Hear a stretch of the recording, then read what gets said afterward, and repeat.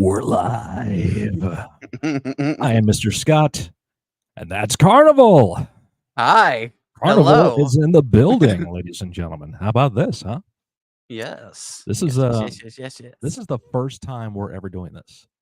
This is like the first time we've ever actually interacted live with each other, besides live chats.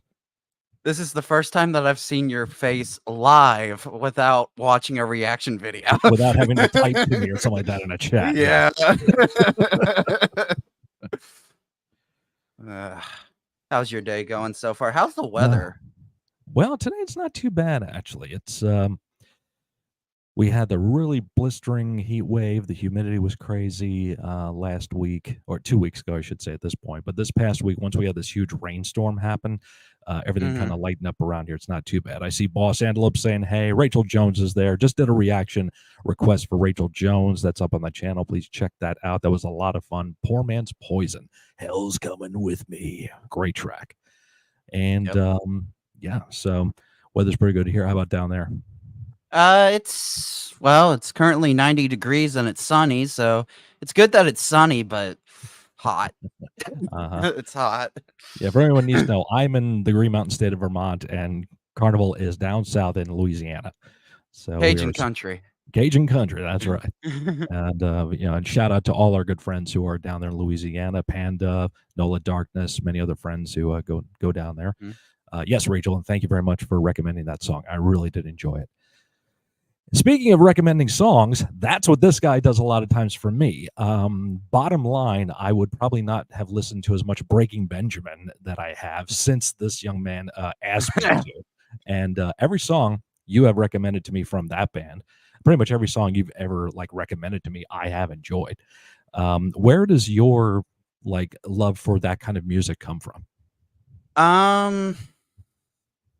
I think honestly, it's just it's a weird thing because I listen to a lot of Spotify. So when I listen to Spotify, I just let it play whatever it wants to play. And I think Breaking Benjamin in particular, I think the first time that I listened to them was Diarrhea Jane, because I mean that was one of their most popular hits. So with Spotify playing that, I was kind of like, I really like these guys. Like, let's see what else they've done. So I scroll through their album because you can do that on Spotify. And ever since, I've just loved them ever since. And because they're one of those bands that they don't really make a bad song. So yeah, that's kind of where my love for Breaking Benjamin came from.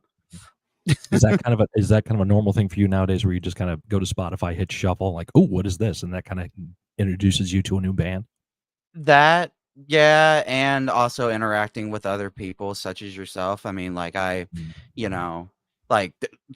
wouldn't know as much about Metallica if it wasn't for you. I'm gonna be honest. I listen, Metallica, the only songs I know from Metallica is Enter Sandman, Who the Bell, their popular stuff, but some of the stuff that you talk about, all the different albums that they have, because they have a lot of freaking albums.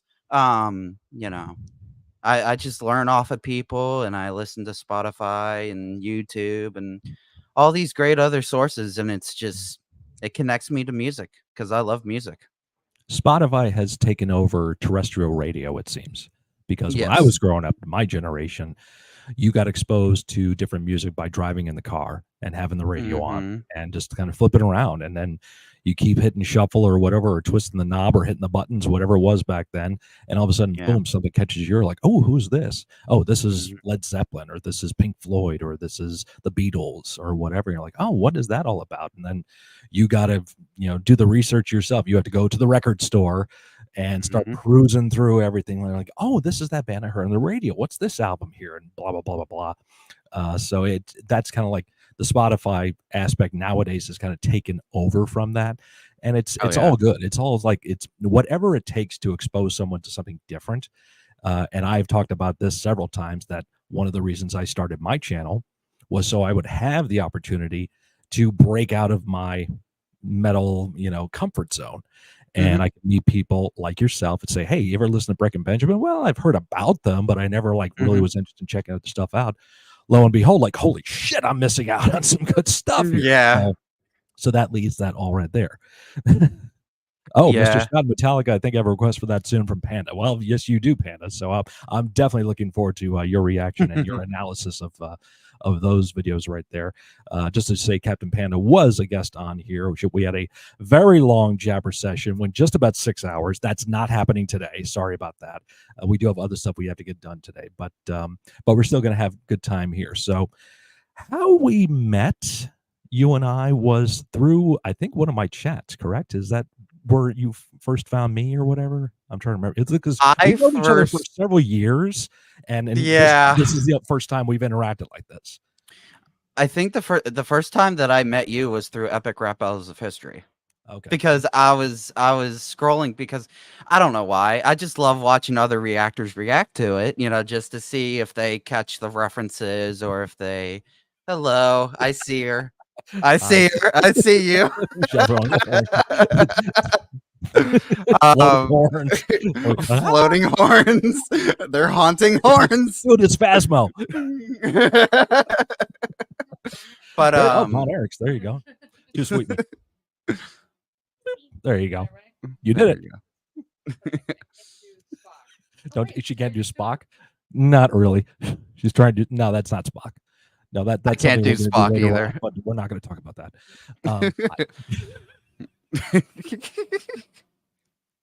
This is I fucking love you. There's this.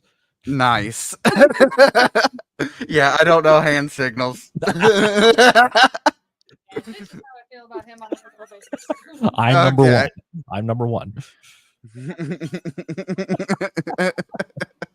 I want to say this right now. I want to say, before we get back to talk about you, I'm sorry about that. I want to say this right now, and I said this to this woman yesterday morning, and she is right there. I want to apologize for anybody that was hanging out with me this past Friday night because I was being an utter dick on that stream when my wife was talking about getting a third cat, and we fully on are not going to be doing that, but I was not handling it right because I was exhausted. So I apologize the way I was acting on that stream. I apologize to her, and thankfully she accepted my apology. So with that being said, let's get back into you now. So it's the Epic Rap Battles of History that you started getting into, and that's where you found my middle-aged. Yeah, I saw you react to like different epic rap. I can't remember which one because they've done so many. But it was one of those videos, and then ever since I was like, you know what? I like this guy. I like this channel, and it's kind of just clicked from there, and here we are. Yep, here we are. And from that, you decided, hey, I'm going to try this too. And you started doing reactions. The link to Karnival's reaction is in the chat here. It's starred on there from StreamYard. So please go on over to his channel and hit that subscribe button. I recently gave him some videos to check out. He just posted one yesterday or 2 days ago, a recommendation from me. It was Night Ranger, When You Close Your Eyes. And you enjoyed that song, and I'm glad you did. Did you, and you said you knew like 2 other songs from them, probably You Can Still Rock in America, and I'm guessing it was Sister Christian was the other one? Yeah, that's the one. Because that's like the most popular hit. I couldn't think of the when I was doing the YouTube video, I was like, I can't think of this damn song title. I know the lyrics, but the title is not there. Like dude, what is it about that thing flipping on that just like wipes your brain? I don't know. So often. It's ridiculous. Yep. When I'm not on camera, bang, bang, bang, bang, I can name these things off like no problem. And then if somebody comes in the chat, asks me a question, I don't remember anything. I think it's I wouldn't say it's pure pressure. Like, because honestly, when you're recording a video, you're just staring at a camera and you're acting like you're talking to people, but you're not really talking to people, if that makes sense. So I think it just kind of, it's like you tense up all of a sudden. You're like, oh my God, I forget.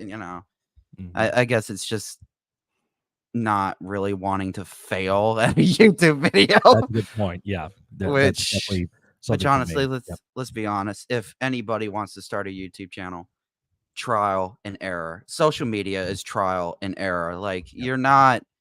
I see all these people all the time, and I mostly stream on Twitch, but like I see these people all the time. They're like, oh well, if I start a social media channel, I'm gonna get famous and start earning all this money. That's not how it works. Like you gotta You got to Apparently, grind, if man. you want to get famous nowadays, you have to be interviewed by some stranger outside a building and go hot too, and that gets you famous and get you signed. It's either that or you find something suspicious and you do a TikTok about it.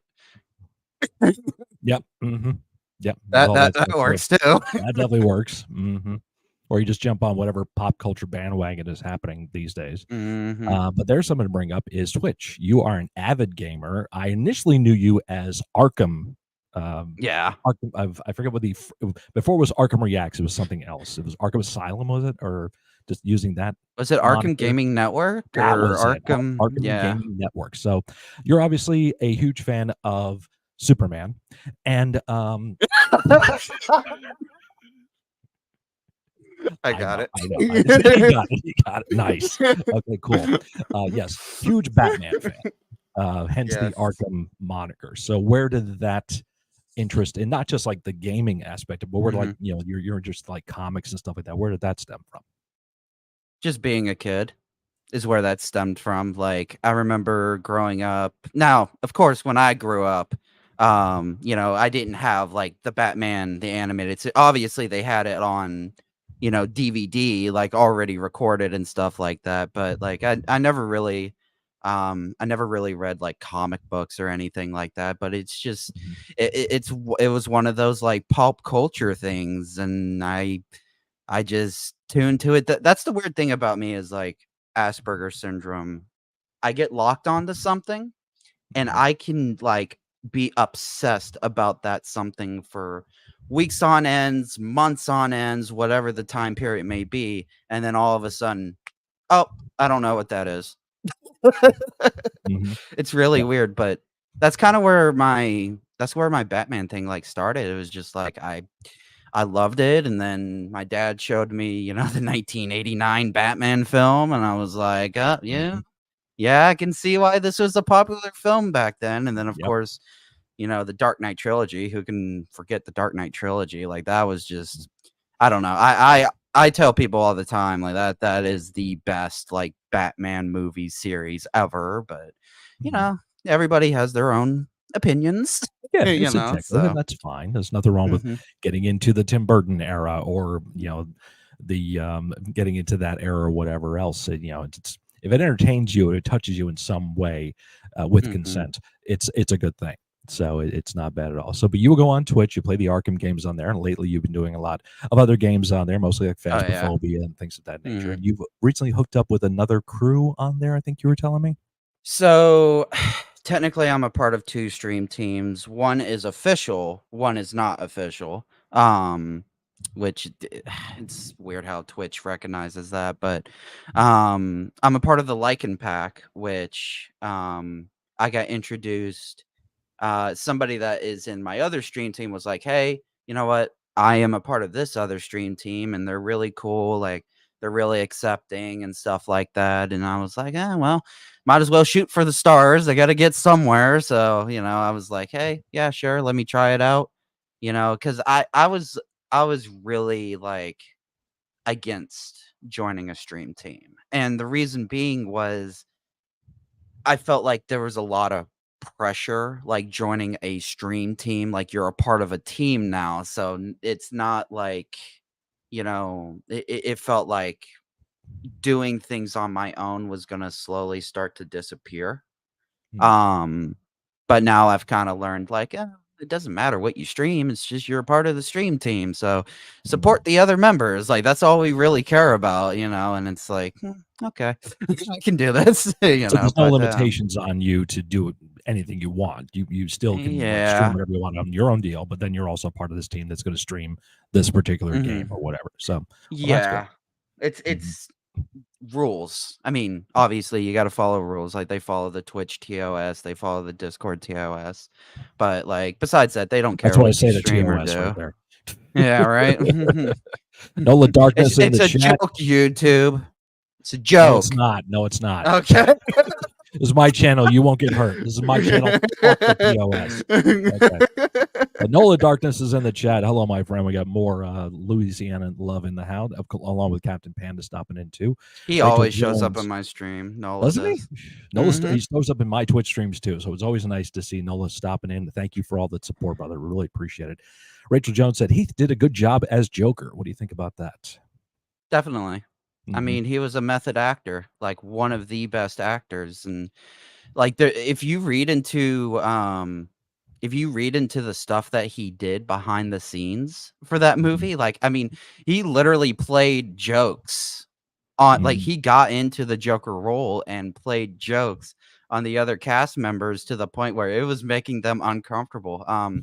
I was actually watching something the other day. The guy, I can't remember his name off the top of my head, but the actor that played Two-Face slash Harvey Dent, he was talking about how in the hospital scene where he's laying in the hospital bed, that whole scene wasn't in the script.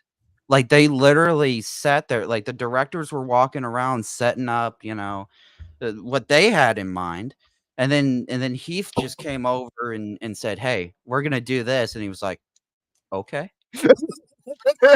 and and that's kind of what happened. That's the type of actor he was.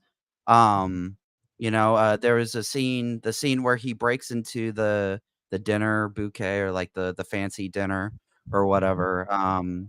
There was actually a part where Alfred, the guy that plays Alfred, was supposed to talk. But going into that scene, he never had met Heath Ledger. He didn't know who he was.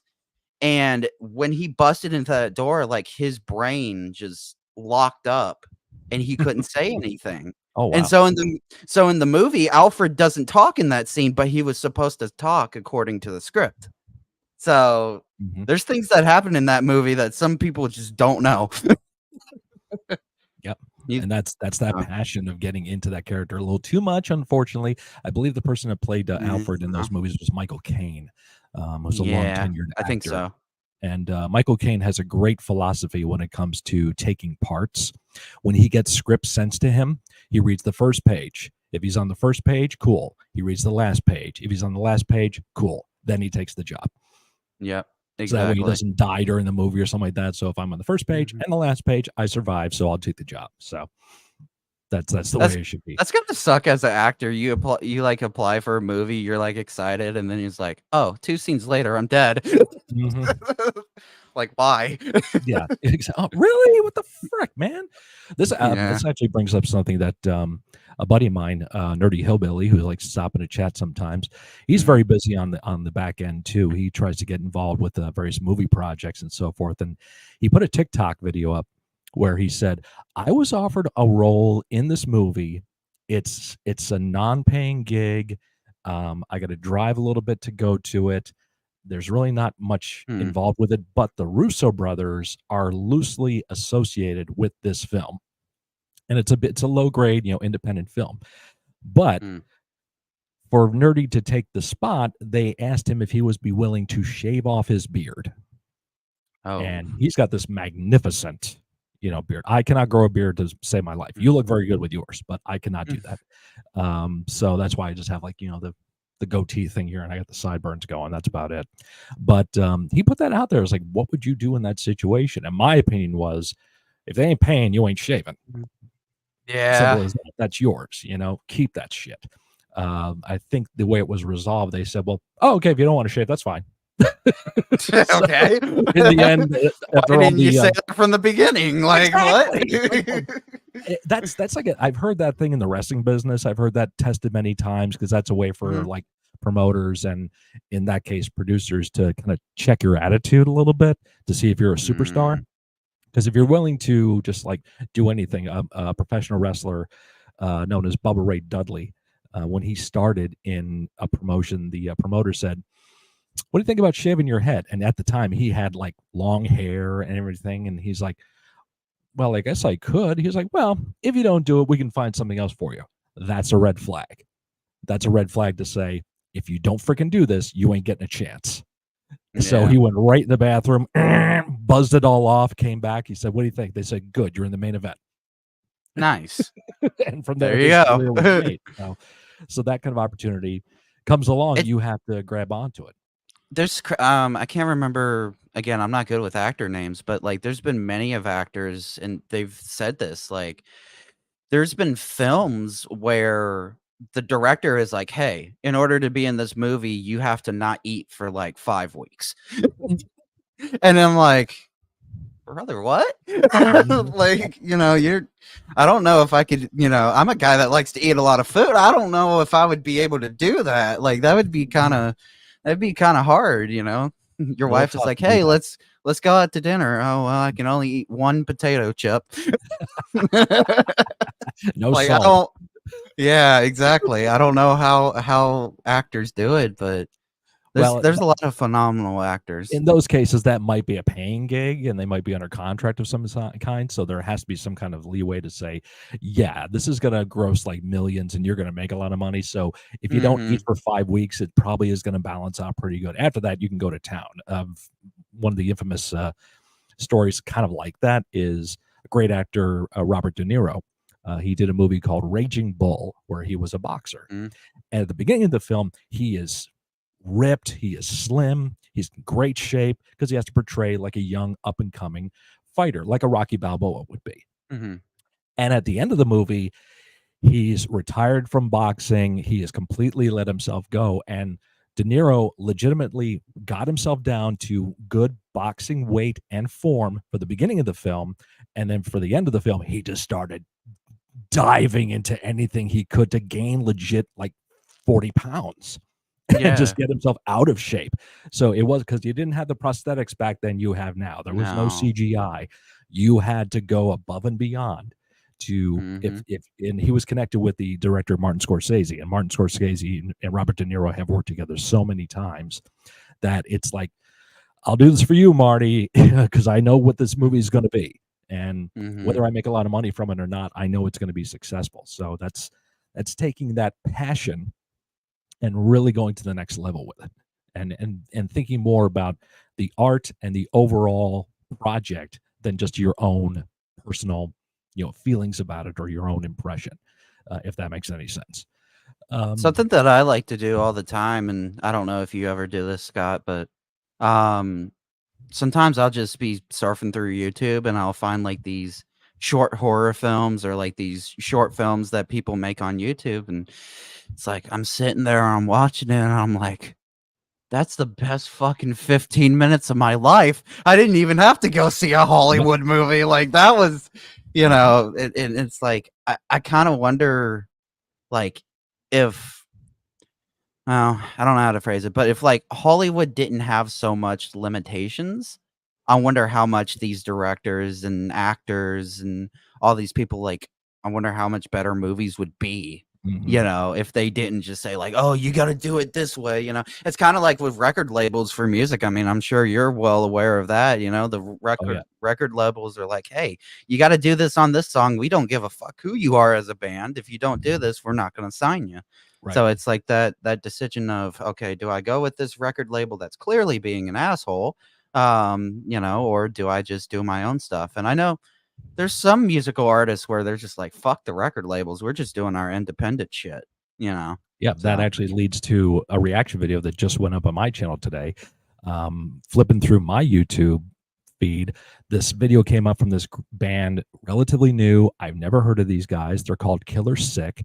They're a thrash metal mhm, band out of Hungary, and no clue about them. I'm like, okay, I got to check this out. And boom, I did the video, and you saw it. You commented on it. Thank you for yeah. that. And so you could tell, like, holy shit, these guys can freaking play, and they're Oh very yeah. young. If they're barely Oh 20 years yeah. old, and posted that video, no copyright claim came up, so it was like these guys are independent. They do Mhm, their own thing, and nowadays there's much more freedom in that with the advent of mhm. social media that young people can just create and put whatever they want out there, and it's just for anybody to see anytime. And it's not about necessarily making money from it. It's about the exposure to where maybe they can get hooked up with somebody and they can get some kind of opportunity to make some money from it, possibly. It could be that, or it could be just their love for music. I mean, Hmm. there's a lot of artists out there where they love music. They love doing what they do, and That's the one thing that I say about any sort of hobby, you know, if you have a hobby, go for it. You know, Mhm. if you love doing what you're doing, go for it. Don't let anybody say that you can't do it because that, you know, they're full of shit. You know, so Mhm. that's just the way it is. And you know, I say that always, like on my reaction videos. I'm like, maybe not every reaction video, but I say it, you know, commonly. I'm like, hey, I can tell that these guys enjoy what they're doing because what they're playing shows what they know and what they want to know, the hunger to learn, you Mhm. know. So that to me is what makes great music. What's something that you've learned in the process of doing, like, the YouTube and the Twitch and stuff like that? For Uh about yourself specifically. to never do it again. No, just kidding. Don't do it. uh just being able to open up to myself and just let myself be me. You Mhm. know, not you know, there's a lot of fear when you go onto YouTube and when you go on the internet. Obviously, you know, I've came into your chats and talked about it all the time. Hate comments, you get them, Mhm. you Yeah. know, and that's unfortunately that's the day and age of the internet. You know, people whether they mean it or not, you know, some of them just like to be trolls. Some of them are just, you know, oh, well, they legitimately hate your guts because you said this, you know, and it's like I look through my comments, like I try to reply to all of them, but like the other day actually I was looking through my comments and I think it was the reaction video that I did for Kenny Rogers, Coward of the County. Mhm. Mhm. Obviously in that song there's a particular lyric where it talks about, you know, the female gets three guys, you Mhm. know, and like, I got 2 there was 2 comments on there, and they were like, "Oh, I can't believe that you didn't say anything about it, or, like, you just sat through it stone cold face," and I'm like, "Brother, I'm just doing Mhm. a reaction video, like, I'm not Yeah. trying to Mhm. I'm not trying to, you know, do I particularly think that that was right that they did that? Absolutely not. But Mm-mm. I'm not gonna straight up say like, "Oh, they shouldn't have did that," you know? Mhm. It's a Why weren't song. you outraged? Right, yeah, yeah, like, it's a song, it's something that Kenny Rogers wrote. Now, I Mhm. mean, I know a lot of his songs had a story to it. I mean, The Gambler, obviously, Yeah. that was a story, you know, but, like, still, it's a song. I'm gonna Mhm. react to the song. I'm not going to influence today's society into that song, you know, Mhm. so Yeah, it's art. It's a Mhm. form of art that everyone has the opportunity to express an idea, whether it be positive, negative, or indifferent. That's what you have the opportunity to do. So, would you say, like, doing the YouTube and the Twitch, it's helped to kind of like showcase like a strength inside you didn't know was there before, or did you always feel you had that, and now you're getting more of a chance to express that and feel more confident about it? It's in a weird way, it's helping me be more social. Um, you Mhm. know, before I started doing this is a true story. Before I started doing YouTube and Twitch, um, you know, I would go out to a restaurant with my mom and dad and they would have to say what I wanted. I could not speak to the waitress or the waiter or whatever the case may be. Mhm. And as of late, after yes. He's getting a special message. All right, sorry. That was That's my okay. mom. That's okay. Perfect Bye, timing. mom. Um, um, after YouTube and Twitch, now it's become more of a common thing where I can talk to a waiter, I can talk to a waitress and say, "Hey, I wanna, you know, I want the number 5 meal with a Coke." You know, so Mhm. it's one of those weird things, like, you wouldn't think that it would help me with social anxiety, but it has because Good. even though I'm not talking directly with a person when you're live streaming, Mhm. obviously you're talking with somebody even if they're not, like, right there in your face. So, Mhm. yeah, No, it but that's works. good, man. I'm proud of you for that. Mhm. That's a good thing to keep doing that, to kind of push through that fear and own it and say, "Oh, what the hell am I scared of? Look, Yeah, you exactly. know, some jackass that I never knew, that didn't know me, watched my video and made a comment like, 'Oh, why weren't you upset about this?'" Like, why did you take the time to type that? Do you Exactly. have nothing better to do with your life? I have made that, and I've Exactly. responded to people who have given me like comments like that. Like the amount of time it took you to type that message to me, that comment there, you could have Mhm. used towards doing something a lot more positive in your life. Go read a book, Right. go watch TV, go pet a cat or something, go take a dog for a walk, go do something to yourself that you get pleasure from. I don't know. But yeah, why focus on the negative? Yeah, it's and I'll have other comments where they're just like, "Oh, I hate this band because blah blah blah blah blah blah blah." I'm like, well, "Why are you here?" Yeah. Then why are Like, you here? if you hate the band, why are you watching me reacting to the band that you hate? Mhm. That doesn't make any sense. Like, No. what?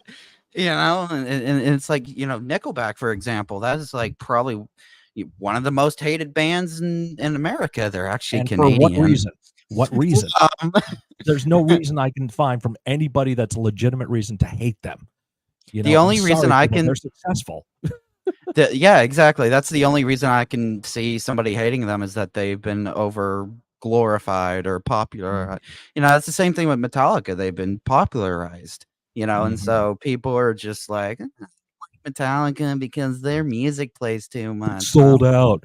No. yeah, exactly. Like, And that's well, that's then, part of the cycle. It's just part of being an mhm, artist. When you're not, the underground favorite anymore, all the people that supported you start seeing that you start getting more exposure. Wait, you're our band. You can't do that. You can't go out there and do that.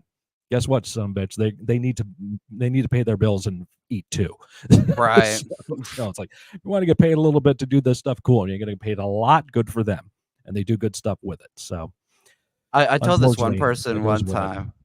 I told this person one time, I was like, "Well, if you hate the band so much, because they're overpopularized." I'm like, "Okay, well, so you're saying if you went out there, you made a song, you got famous, it got played on the radio 150,000 times, you wouldn't be sitting there like patting yourself on the shoulder like, "Oh, I did a good job." Absolutely you would be. So don't talk to me as if like, "Hey, like, I hate this band because they're popular." Like, that doesn't like, at least have a if you're gonna hate something, at least have a good reason for it, you Mhm. know? I gotta say, kid, you're So, you're you're wise beyond your age. You really are. yeah. I think you are. Because you're saying things that you're how old are you now? 22. 22. Uh-huh. 22, and you're coming at me with life philosophy that many Mhm. people, it takes a lot more years older than you to realize that, and you're Yeah. getting that at such a young age, so that's great. I'm happy to hear Mhm. that from you, man, and that could be part of that, this whole process here of the YouTube and the Twitch and all that stuff, putting yourself out there in front of people you don't know to help get Mhm. over that social anxiety you talked about. So good on you, man. I'm happy to hear that. Yeah, if Um, we were to do this before I started YouTube and Twitch, I would be, like, fucking shaking, not, like, knowing what the fuck I'm doing, and then now I'm just sitting here as calm as a hey, cucumber, like, as it should be. Exactly. It's a yeah. conversation, so and that's good. That's going to be something that helps you, throughout Mhm. your life, and that's good to take ownership of it. At this stage in your life, because there's a lot to do. There's going to be a longer Oh, journey to, yeah. to go ahead and get involved with and do that stuff. So, speaking of that, so you've got the Twitch thing, you've done reactions on YouTube, you've taken a break from it, you come back and do them. Mhm. Is there other stuff you want to start like looking to try to do creatively?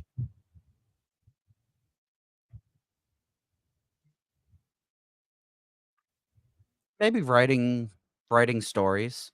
Writing I stories, okay. know I know, I mean, you're an author yourself, so you kinda, you wrote one thing. You're still an author, okay? I don't Yeah. care if you wrote 20 books or just 1 book. I don't It could Mhm. be one actually, I think it's what, a story inside of a book? Yeah, it's a story in an anthology, yes. So technically, I'm a Yeah, published author. So yeah. yeah. So, um, I do a lot of role playing, not the sexual every time I say that, people are like, "Ooh, what type of role play are you doing?" Well then, No, no.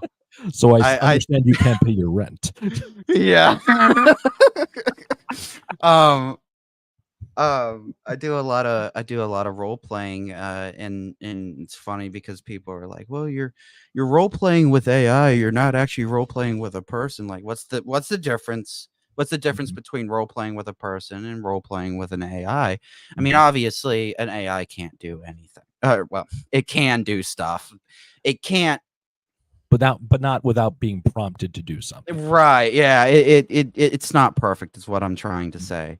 Um, But, like, I'll just sit for hours on end on my phone just typing away and just creating these cool stories. Like, I'll take, one of my favorite games is The Last of Us. You oh, know, yeah.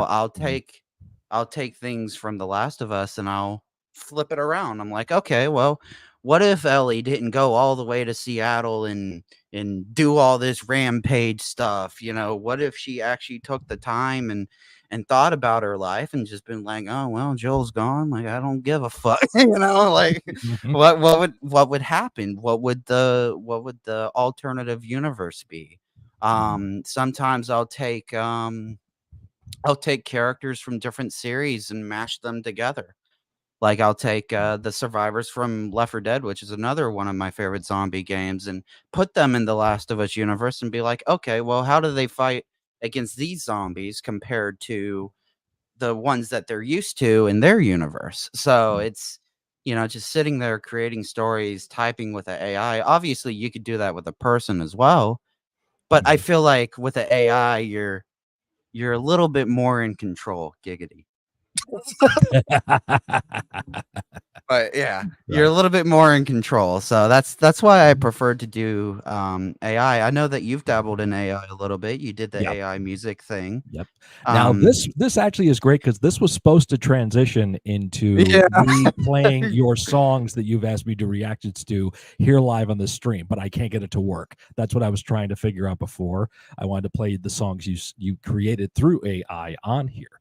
But it's unfortunately it's not Mhm, it doesn't seem to be working properly. But regardless of that fact, I'll do a video where I react to those for you. So you and I, mhm, we both delved into the AI thing.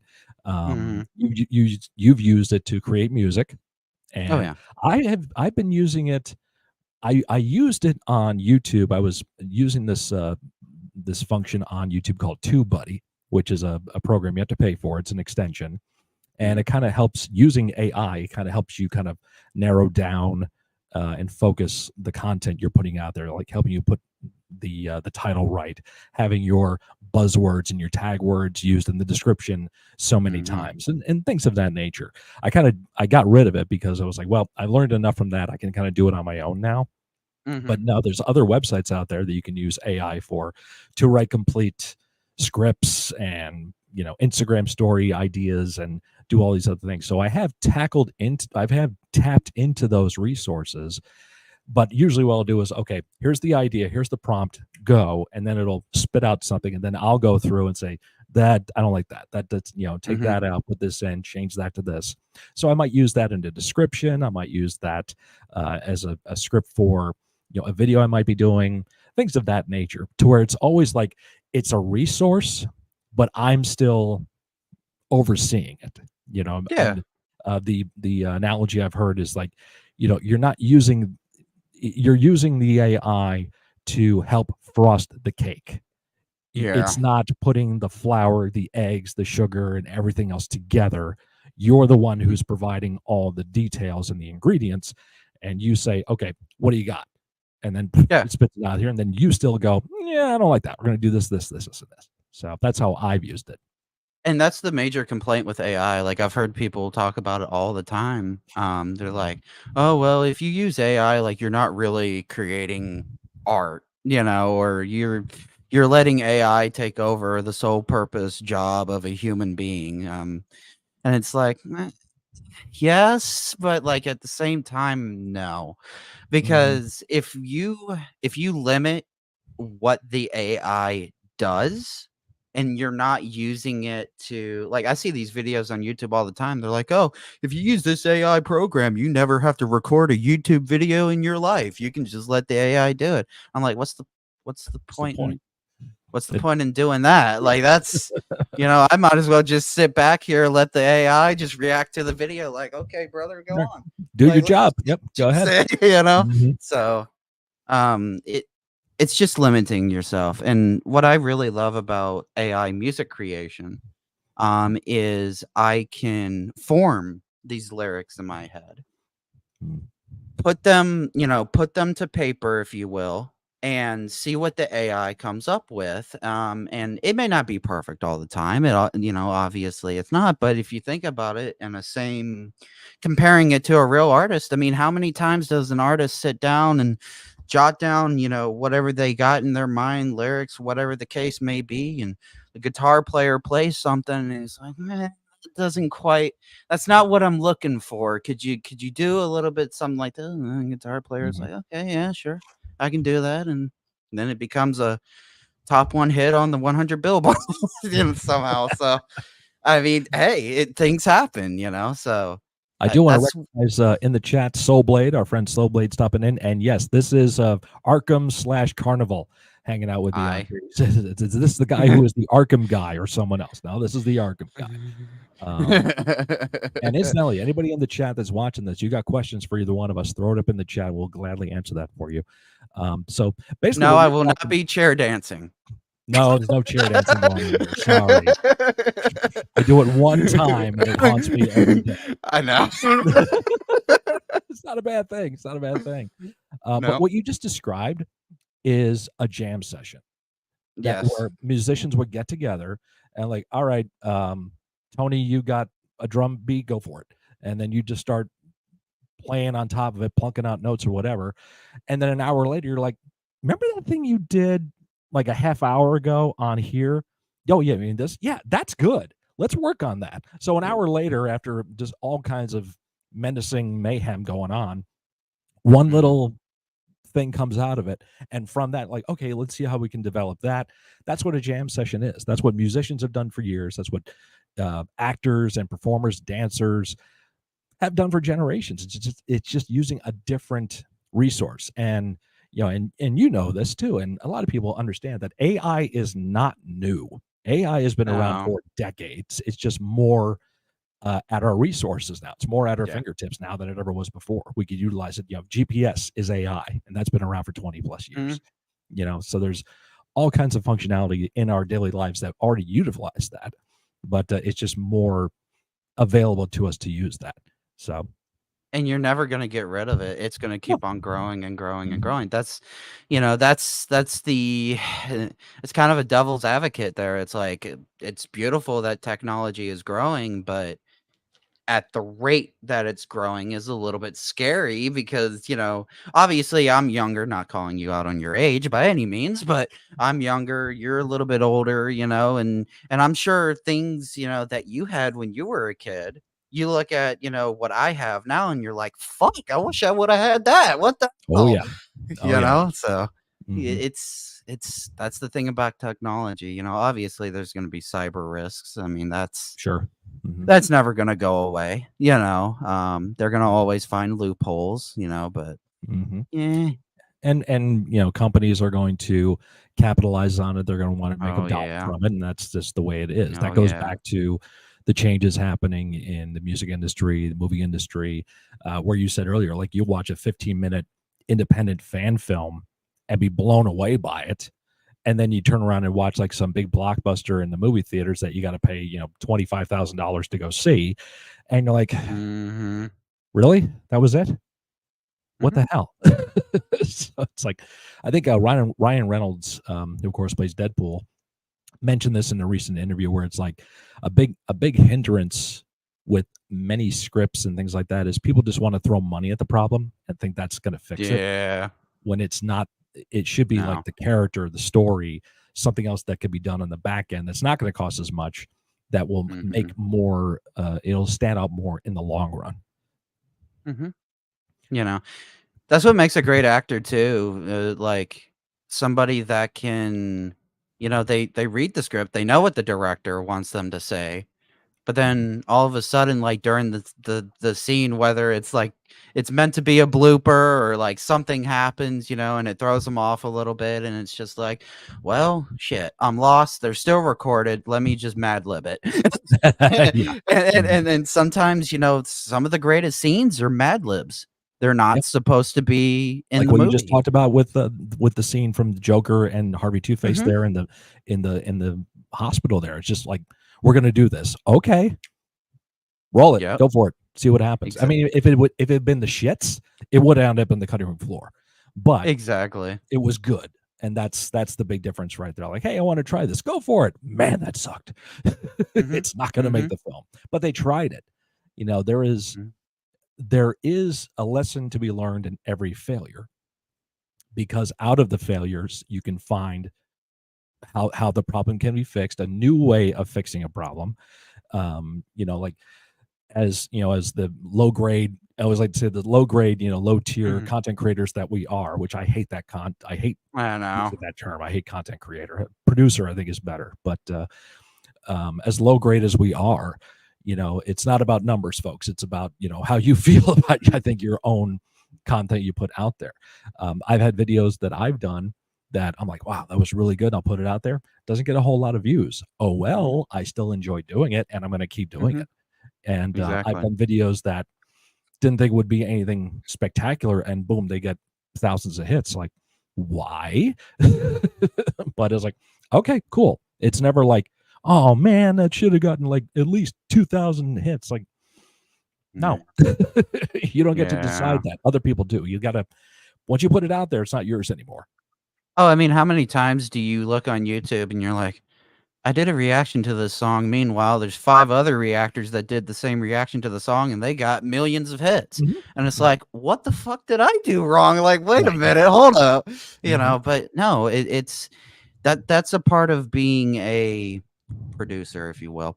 Mhm. Um, Mhm. um, as long as you enjoy what you're doing, Mhm. that Yep. is the main thing. Do Right. not let other people discourage you on what you should be doing or what you're not doing. I mean, Mhm. now it's good to, don't be a complete dick about it and not, open up to consider can't Constructive speak English. criticism. Yeah, there you go. You're welcome. Um see see you're the human version of Grammarly there. Anyways, I am um AI. I am not real. exactly. You're just a hologram Star That's Wars style. Mhm. um But yeah, like, be open to suggestions, Mhm. but also know that, like, hey, they're just suggesting that idea. They're not telling you, like, "Oh, you should do this, you should do that." No, just if you feel comfortable doing it, do it. If you don't feel comfortable do it, then don't do it. Like, that's the decision that you have to make as a content creator. Because I there's countless of content creators out there, the most popular ones. They'll be asked in an interview. They're like, what is your biggest fear on YouTube? And I guarantee you 95% of them are going to say my fear is people not enjoying my content because I don't like the content that I'm producing. Mhm. Like and especially with a reaction video, I mean, me and you both know, like people wanna see our reactions. They don't wanna see a fake reaction to where like, "Oh, yeah, this is a pretty good band." I absolutely Mhm. hate that. This is a really good band, you know what I mean? So, Mhm. like, they wanna see your honest reaction, and Right. you're gonna get hate comments for that, but Yeah. I I get the talk too much. no, that's fine, dude. That's fine. That's what this is all about. Um, I'll give you a great example. A while ago, I was doing this thing with my videos where I would edit them to where the camera shot would go in and it would go out again. It would go in for a tight shot on me during when I would say something, and then it would back out again to the Mhm, wide shot, blah blah blah. And I was like, I like doing it. It takes a little bit more time. It looks okay. And I remember you saying to me, "Well, it looks pretty cool, but it's a little distracting." It's yeah. there's a little bit too much going on. I'm like, okay, I'm not going to be like, well, he's just a kid. He doesn't freaking know what he's talking about. Mhm. That kind of go. No, I was like, okay, he's seeing this. He's seeing it like this, and maybe like, let me try going away from it for a little bit and see how I like it. And I did. I was like, all right, I'm Mhm. just going to keep it kind of linear with the way it flows. Now, the video I just did that Rachel Jones recommended to me, I was like, let's have some fun with this one. No one told me Mhm. I couldn't, so let's have some fun. So I did the close-ups again, and I did back out again. I was like, did some more editing to it. And I was like, I enjoyed doing that. So you have all the autonomy in the world to say, I'm going to do this. I'm going to do Mhm. this. Some people are not going to like this. Some people are not going to like this. You can't make everybody happy. That's a Mhm. big part of when you get involved into this game. It's like, do not think for 1 minute everyone's going to love what you do. They're not. So, Mhm. like I said earlier, once you create something, you put it out to the world, it's not yours anymore. Everyone else One is of going to be picking at it and doing everything they can. One of the things that I've, recently started doing, and I wanna thank Panda because she kinda inspired me on doing this 'cause I watch your videos, okay, I'm not gonna I I watch it. I watch it, I'm there. I may not comment, but I'm there. Anyways, Mhm. um, one of the things that, she does is she'll take the cover of the song but also react to the original version with the cover and then not necessarily compare the 2, but just kinda get a background, if you will, like, "Okay, this is what the original band did, this is what the cover sounds like. Let's see how they did it differently, let's see if they changed anything, was it a complete copycat?" I was like, "You know what? This is a cool idea. I'm gonna take this idea, steal it, if you will, because Borrow. you to borrow, that's the more polite term. Yes. Um, and I did, what was it? If I Ever Lose My Faith in You by Sting, originally done by Sting, and then, Mhm. of course, I did the cover of, Disturbed's version, which I think you've reacted to, not on YouTube, but I think it was Vimeo. That's how far we Maybe. go back, guys. He used Yeah. to upload on Vimeo, Right. okay? Yeah. Like That was when I had a Patreon and I was doing yeah, it on there. So, yeah. exactly. When Mhm. YouTube would block it, he would be like, "It's going on Going Vimeo." on Vimeo. Yeah, god damn it, YouTube. Yep. But, yeah, I did that and I also did it with, voice play, because they did, Michael Jackson's again, I can't think of the song. Thank you, live stream. Anyways, So, yeah, um that's what we're talking about. It just goes. yeah, Mhm. it's a Michael Jackson song, that's all you need to know, and, Voice Play did a cover of it. Voice Play is absolutely amazing, by the way. Yes, they Like, are. Mhm. if you haven't checked them out, go check them out. Mhm. Uh, I think was you it were the Voi one who introduced me to them too. was it Voice Play or Home Free that got really popular I on your would say it was channel? probably both of them, actually. I would Both probably of think them, that, yeah. that you introduced me to both of them. By the way, everyone out there, see the 2 Misfits things right there? That's from him. Yeah, I got them too.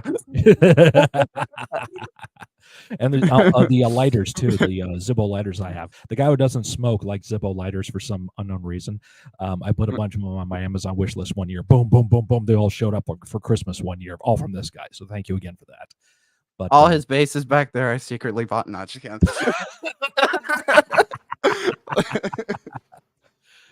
why Yeah, we would you gotta wanna be me? exactly, like, his whole YouTube channel is secretly me. No, just kidding. He's the AI. I created him myself. Yeah, exactly. Exactly. Anyway. But, Me Metal Mike does say Pop-Tarts or waffles? Pop-Tarts or waffles? I don't know, man. That's apples and oranges, legit. Um, It depends what type of waffles. Homemade waffles, Waffle House waffles, like, what mm, waffles are we talking about? yeah. I mean, I only eat, like, one kind of Or Pop-Tart, and it's the just chocolate ones. are we talking about generic waffles? Yeah, Are we like talking about Eggos, waffle fries? Like, waffle what fries, yeah. Yeah, Mike, you needs to get more specific, man. see, you asked me the question, and then I turn around and ask you 5 other There questions. you go, see? That's that Boom. big brain energy right there. I like it. Exactly, But, exactly. yes, It's like you said, Panda was doing these analysis videos. You've done it mm, yourself, mhm. and you came into my chat and would say like, I'm sorry, I kind of did it too. And Panda, of course, being the wonderful soul she is, like, I don't own a kid. You do, have fun with it too, So anybody Well, can yeah, do because I anything. felt I You can do felt it. bad because I was like looking at her videos. I was like, "Fuck," Mhm. like I don't want her to say something, but Yeah. again, that's the fear of being on YouTube. Right. You feel like Yeah. somebody is going to be like, Mhm. "Oh, you stole my shit," Mhm. and Yeah, and when you steal from one person, it's plagiarism. When you steal from many, it's research. So yeah, it's nothing to exactly. worry about. And other people do. How many freaking reaction channels are there these days? And there are ones that get tons of hits and the algorithm loves, and there's ones that just don't get a lot of hits. And that's the way. And Mhm, consistency is also an issue. mhm, We put a video out, and I kind of mentioned this earlier. You think it's going to get so many views. It doesn't get nearly 100 views in a certain amount of time. Oh well. And then you get other ones that hit thousands of views. It's like, why? You can't mhm, plan ahead. You can't really plan ahead to say, oh, this is going to be huge. One of the things that introduced me to a lot of people, yourself and someone like Thrash Maniac 99, my boy Levi, was the epic rap battles of history. I started doing yeah, those because a buddy of mine, Curtis Candy, on his channel, Spaz Boys Comedy, was doing those reactions, getting tons of hits. I'm like, oh, this looks like fun. I got into that, and boom, I was getting tons of views from those videos. But views don't equal subscribers, folks. no. You have to understand that to getting into this game too. Not By the automatically way, if are you you haven't liked this live stream, you should really do it. being the moderator he is, ladies and gentlemen. I can always You trust sh on him and a C6 psychology. My two mods here on my channel too. But hey, what? It's like 12 people watching, only 3 likes. That math doesn't math, ladies and gentlemen. So no, I yeah, love that. exactly, That's great. exactly. But yeah, so the likes are not gonna, the views are not gonna equal subscribers, because you can have so many subscribers and have thousands of views on a video. It doesn't necessarily mean Mhm, they're gonna hit that button. So that's all part of it.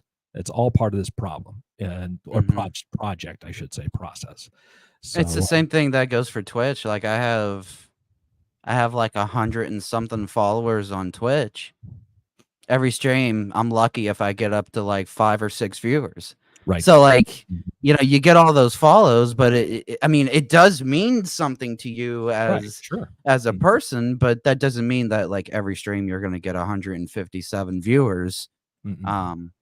So Yeah, and it's you take what you get and then you get what you take.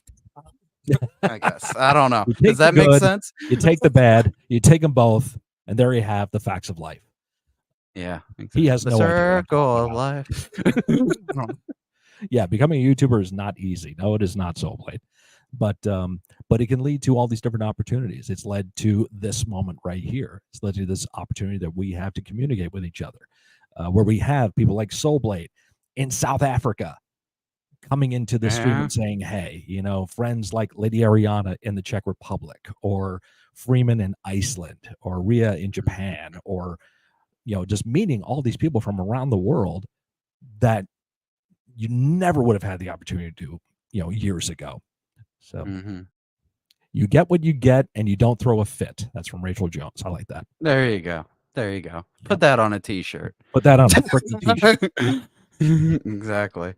Um, I guess we should talk about it. The reactception videos like Oh that. yes, yes. That became a thing. How we have broken the matter antimatter threads of the universe. How Yes. did this start? So you gave me a video to react to, I think, which I did a reaction video to the video you asked me to react to. Yeah, and then I was like, "You know what? He reacted to this video, so therefore I'm gonna react to him reacting to the video that I wanted him to react to." Mhm. I've already lost people. They've already clicked off the stream now. We're Like losing numbers. We're losing numbers now. And Yeah. then just because I'm a dick, I reacted to his reaction of my reaction to the video that he wanted me to react to. Yes, Yeah, we exactly. did Which was a Breaking Benjamin one, wasn't it? I think it was. Yeah, I could swear Yeah, it was. something like that, because Uh, you were literally talking about, like, "I just got this ring light in, and I wanted to show it off, and somehow there you go. You had it. It happened." boom. Yeah, we Mhm. did do that too. So that's a fun little side thing that came up out of nowhere. It's an Started inside getting joke, if involved you in. will. Inside Yeah. joke. Yes. Yes. Yeah. That's having fun with this. Mhm. It doesn't mean anything. It's gonna be cool for you and me, and that's all that matters. If nobody else gets Exactly. it, doesn't matter. Doesn't fuck that. So, Yeah. just Yeah. because it's fun. It's supposed to be fun. I do have to say, like, because I know that you've reacted to a bunch of Breaking Benjamin. I think there was one Breaking Benjamin video that you reacted to that wasn't from me. It was from I can't remember their name, but it was Ashes of Eden. That was not requested by me. That was requested by somebody else. Okay. Um, but like out of all the Breaking Benjamin stuff, like, is there one that you particularly like the most, or were you kind of just like, I like all of them? Yeah, I mean, I did like them all pretty much evenly because I was understanding, listening to a couple of the songs, like the pattern that their songs kind of flow into. But I was Mhm. more impressed by how they get so much out of so little, Mhm. if you will, because it's very simplistic musically. But there's a lot of focus on the vocals, a lot of focus on melody, and what's happening behind it to help Mhm. elevate it up. So the minimalism of it, wow, what a word there, was what really like, oh my god, they're doing so much and not doing a lot to get to it, and that is like the brilliance of it. It's probably not something consciously that they're thinking about. It's just what they No. feel, what they want to put out there. Mhm. Mean Metal Mike asking, killer clowns or psychopaths with masks? I mean, I'm a psychopath with mask kind of guy. Love me Leatherface and Michael Myers and all that kind of stuff. Killer clown. I'm not scared of clowns, so is what it is.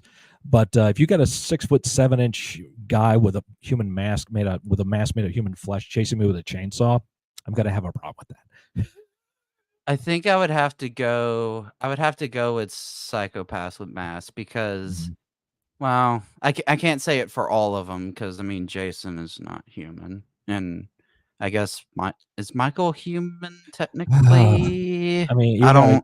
don't There's so much there's so much with it. Yeah, The yeah, only one that's legit human out of all of them is Leatherface. my Um, my my ideology here, that's not the right word, we're just gonna go with it, we'll go with that. is Killer Clown like, I mean, obviously, you got Pennywise, which he's an alien from outer space. Right. You got, Killer Clowns from outer Outer space. space, yeah, which is brilliant. Um, I Have you know played that that you game yet? got Have you played that game? no, Oh, I dude, you probably should play should. that game. That looks like fun. I've Yeah, watched some people play it. It's fun as shit, man. I would recommend it. yeah. Give it a try. Um, let's see, I'm trying to think, what other there's not too many, like, clown horror villains, is there? Well, you got Terrifier, but he's kind of like an entity. Um, and there's Yeah. various other examples, like movies that aren't necessarily clowns, but clown-esque, if you will, that are kind of in that genre. So, I mean, we go with Michael Myers was human, then they made him like a supernatural character. Jason Voorhees was human, they made him a supernatural character. Freddy Krueger was human, they made him a dream demon. And Ghostface is not a serial slasher. That's a human being in a mask. That's an alias. So it's a Scooby Doo character. That Leatherface that is the only one that is that's a guy that with is a human sexual being. problems is what Lots of Ghostface sexual problems. is. He's falling over a lot, and he just can't get it Yeah. out. Can't get it up rightfully. I So I think I watched the first Scream movie, and then after the first Scream movie, I was kinda like, you're "Yeah, done. there's too You many don't need. You don't movies. need I the don't rest of wanna it. watch any." Yeah. Nope. That's all you need. Yeah. Let's see. I do have to say I did like in the first movie how, like, throughout the whole movie, they made you think like, "Oh, yeah, this guy's the no, that guy's not the killer. Right. Okay, this guy's the kill Mhm. okay, well, So it's a no." mystery. Yeah, it's a mystery, but Yeah. Ghostface is not the killer. It's the person under the mask who is the actual killer. So therefore, it's an Wasn't it alias. Wes Craven that did Yes, Ghostface? that was his. The Yeah, he same created that. Mhm. same guy that The did, same guy Fi who did Nightmare on Elm Street. not Five Mhm. Nights at Freddy's, Five Jesus. Nights at Freddy's. It is crazy to Freddy think that, though. Krueger, there you What go. what would it be Nightmare like on Elm Street. a Five Nights at Freddy Krueger's? Wouldn't that fricking work? Come on. It probably would. You know what they should do? Mm. Five Nights at, all the horror movie characters. Oh, And then, okay, so like, each each night, like night 1, Chucky, night 2, Jason Voorhees, night 3, like, that'd be funny. Let's see, got other questions here. Soulblade actually said, well, isn't Batman a psycho? He wears a mask. I mean, he's not wrong. He's not wrong. He's not wrong. I mean, Batman's got issues, but I don't know if he's technically a psycho. He's a vigilante. He takes things into his own hands. Right. So, but he's sociopathic, but not psychopathic, if you will. That's the one thing that I like about Batman too. Actually, Arkham Asylum. There's one line from the Scarecrow, which the Scarecrow is actually one of my favorite villains, like my most favorite villain. A lot of people go with Joker because he's common, but I like Scarecrow because he really, he takes the fear aspect of everything. And there's one particular line in the game where he's like, we need you as much as you need us. And he's basically saying like, hey, you wouldn't be Batman without us, and we wouldn't be us without Batman. So, there you go. Like, it's a whole different way of looking at it. Exactly. Rachel Jones asked, do you like Freddy Krueger? Freddy is my favorite slasher. So, yes, I do like Freddy Krueger, as long as it's the Robert Englund Freddy Krueger. See, I haven't seen... I don't watch a lot of horror movies. That's the problem. So it's like... I mean, I guess I like them. I mean, if you don't have the context behind it, it's fine. It's not a big deal. But the only thing... Go ahead. The only thing about Freddy Krueger that I know is the ERB where Wolverine literally, Wolverine was like, you look like Deadpool's ball sack. I was like, God damn. So true. Yep. But this one might be more up your alley. Rachel Jones asks, favorite Joker. That's a tough question. Why are you all giving me hard questions? Hold on. Welcome to my world. I know, right? Because for me, it's because I'm older. It's Jack Nicholson's Joker for me. That's just the way it is. Because I love Batman. Batman Returns. I'll feel like this Batman is forever. So I feel like this is a push job and endeavor question. We haven't even gotten to those yet. I know. God. You said the magic words. Now Mike's gonna go nuts. I don't know how those work, so you're gonna have to explain. See, Jack Nicholson was pretty good.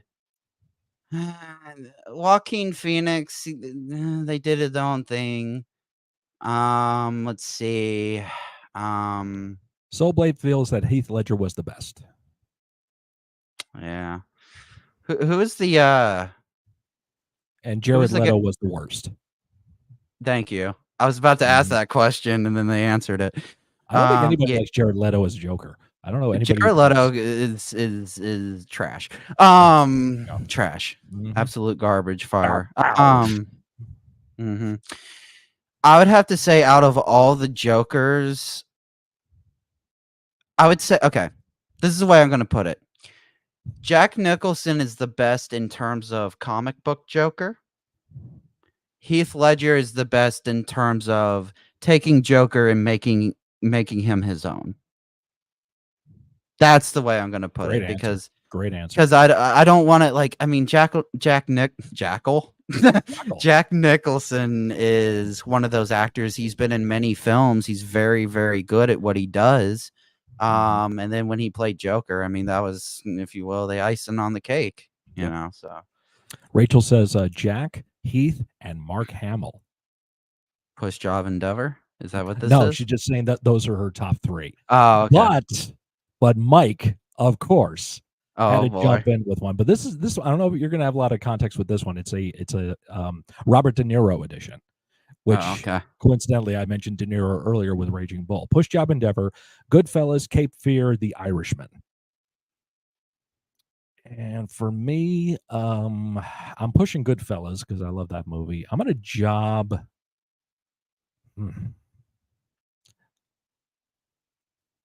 I never saw The Irishman, so I'm probably going to have to endeavor that one, and I'll job Cape Fear.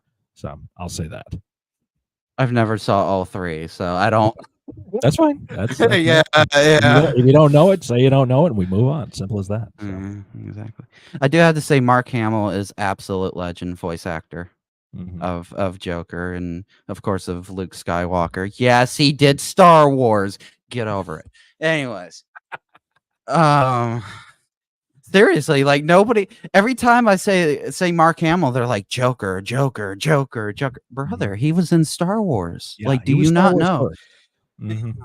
You know, so It is what it kind is. of the thing. Kind of thing is. He's right there on the wall. So, let's see. This might be Luke, another I am your father. I am your father. Mike's got another one. Again, you may not know these ones either. Push Job Endeavor, Pulp Fiction, Raising Arizona, Cujo.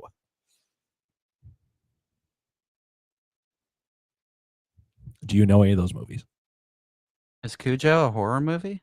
Yes. Okay. Early 80s Stephen King movie. It's got a rabid big dog. Of course, yeah. Yeah, of course. What was the... I love the way that was said. I love the delivery. Like, yeah, of course, whatever. It's such a millennial Gen Z thing to say. Like, oh, yeah. about a rabid big dog who attacks people. Yeah, of course. Somebody clip that, please. That was so good. I don't know. Can they do that on YouTube? I don't think they can do that on I don't think they can. Yeah, that'd be so good. For me, I'm gonna push Pulp Fiction, better acting. I'm gonna job Cujo and Endeavor Raising Arizona. It's a good movie, but not great. So from what I know Pulp Fiction was a very popular movie. Yes, I think. Yeah. Cujo is Stephen King. What was the second Raising one? Arizona. That's Nicolas Cage vehicle. So he's in that one. Holly Hunter, I believe, is in it too. I do like Nicolas. God damn it. Okay, so how does push means that you like it, right?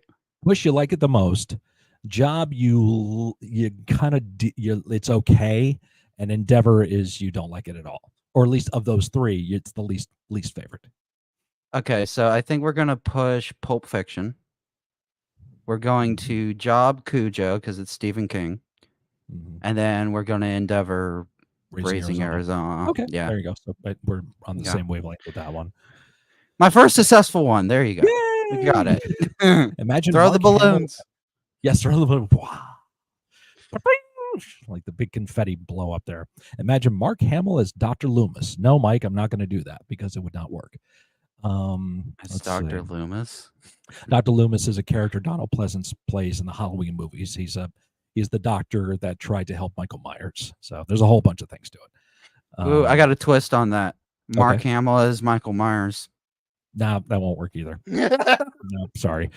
I know it won't work. I just wanted his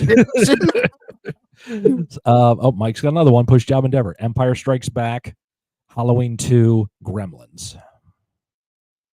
Well, of course I'm pushing Empire Strikes Back. I'm gonna job Gremlins, and I'll have to Endeavor Halloween 2. I do enjoy that film, but I like Gremlins more, and of course Empire is gonna always win. So I'm going to push Gremlins. Okay. I'm gonna job Empire Strikes Back, and then I'm gonna Endeavor Halloween 2. That's fine. Yeah. That's the thing about serial killer or slasher movies. Like, they get so fucking repetitive. Like, every single movie. Unless you're Halloween and you ain't saying nothing that's not true. So unless you're Halloween and completely Halloween 3 was a totally separate movie, which honestly I think is the best movie. But hey, what do I know? I'm gonna get out of here before the Michael Myers fans kill me. They can't read. It's fine. You're okay. Yeah, I said it. What are you gonna do about it, people? Huh? Mark Hamill is Freddy Krueger. No, won't work. Stop that. Stop talking like that. Ridiculous. No, it doesn't work. Waiting for Mike to try to come up with another weird one. I don't know who Mark Hamill could play that is not Luke Skywalker or Joker. That's the problem. Mark Hamill would have to do. You're not going to know the Saw series. But the main bad in those movies is the Jigsaw Jigsaw. character, Yeah. John Kramer. I know the Mark Saw Hamill gives him movies. that. So no, you I know don't. the Saw movie. Yeah, No, I you do. don't. No, you Yes, I don't. do. Stop Yes, I playing. do. No, you don't. Keep going back and forth. Love it. Because Uh, the director of that movie also directed The Conjuring. oh, James Wan. Yep. Mm-hmm. Let's see. Mike, what the frick, dude? Come on. Push job endeavor. The moon, Mars, Uranus. Why? For what reason? Well, I'm gonna push Uranus. One of us was going to say it, so might as Yeah, well do it. yeah, exactly. That's probably what he wanted. Yep. We're gonna push I'm that. going to job Uranus. How about that? Yeah, we're gonna push that planet. We're going to job the other planet, and then Mars is a total loss at this point. Total Like, oh, Jesus. I'll probably unless push you're talking about the candy bar, now that's a different There you story. go. There you go. I'm gonna push the moon because without that we don't have the gravitational forces we need. We're gonna job Mars and endeavor Uranus. Okay, so how about that, Mike? Now, if you're moonshining somebody, that's a different story. Getting back to that role playing you were talking about earlier. Yeah, I've had some experience without having experience. What the hell y'all do down there in Louisiana, Cajun country? Welcome to the land where you call oil Earl. Okay, that's a thing. There is that. Did I ever tell you this? I think I told you the story of that, didn't I? In your chat. Tell it again. For So anybody who hasn't heard it, go ahead. Yeah. So my grandpa is very Southern. Therefore, he speaks in languages that most common people don't know.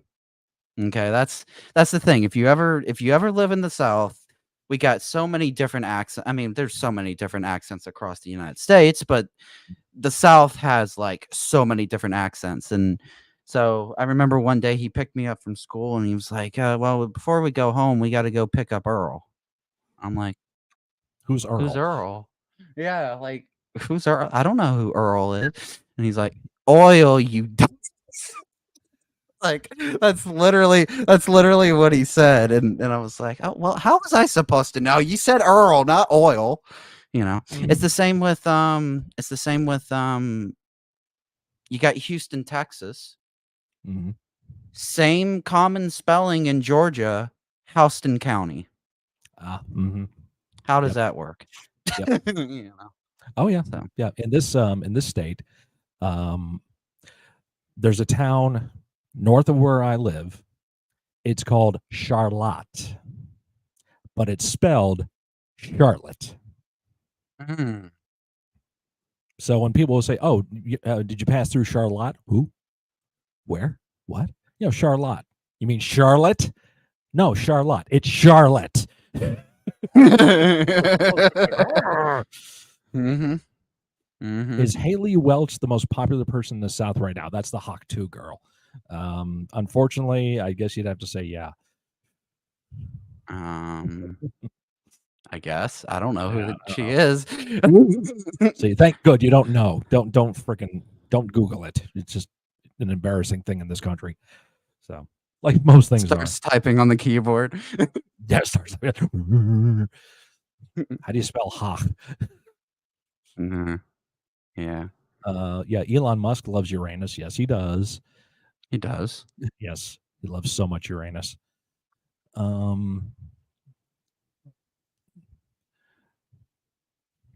Checking on the time here. Got about 10 more minutes. I think we can flumble around on here.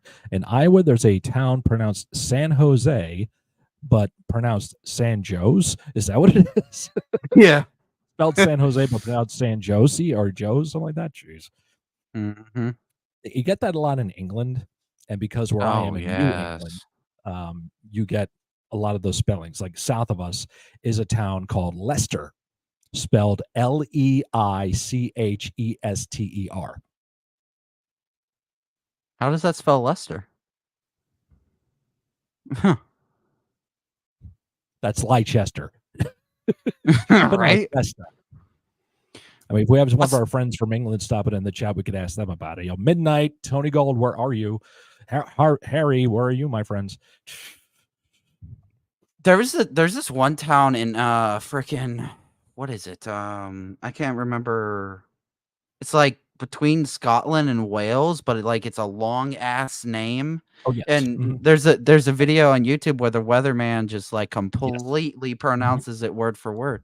I'm I like, have brother. attempted to pronounce that myself because our good friend Pixie, Lemon Butterfly, is Welsh. It's in Wales. That's that town you talking about. Mhm. I used to know it. Now I don't remember how to say it. But yeah, it's this big long thing. You have to have that in there because the Yeah. double L is a sound in Welsh, and it's all over Yeah. the name of that town. But yeah, so I know exactly what you're talking about. Yeah. Um, yeah, Leicester is in actual England as well. Correct. In Oregon, my best friend pointed out that there's a street called Couch, but it's pronounced Cooch. That's English, Americans folks. disappoint me. Yes, just English disappoints me. Yeah. English Words is don't make like, sense. see, growing up as a kid, I always thought, like Spanish, speaking French, speaking like international language were harder. Now, as I grown up, I've just learned that English is just complicated. That's Yeah. what it is. Mm-hmm. I feel Yeah. bad for the people trying to learn English because they're like, What? there's so many different versions of this word. Like, Uh-huh. why? This You word is take spelled the same as this, but it's pronounced differently. Precedent and president Mhm. spelled the same, but pronounced differently. And then you got words that are spelled differently but sound the same. They're called homophones. Congratulations, you've just been schooled. Anyways, Yes. homophones, weather. Okay, Mm-hmm. weather outside, it's sunny. Whether or not I should go to this place, Mm-hmm. it's spelled differently, but it's Why does pronounced the same. why does the word one not have a W in it? One, One. one, 1, 2, 3, 1. O-N-E. Where's the one. wa sound? And Yeah, the why does that two have a W in it? two, two. Yeah, that T-W-O. doesn't.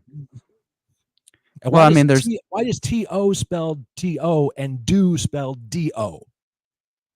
To do. two da, To do. What?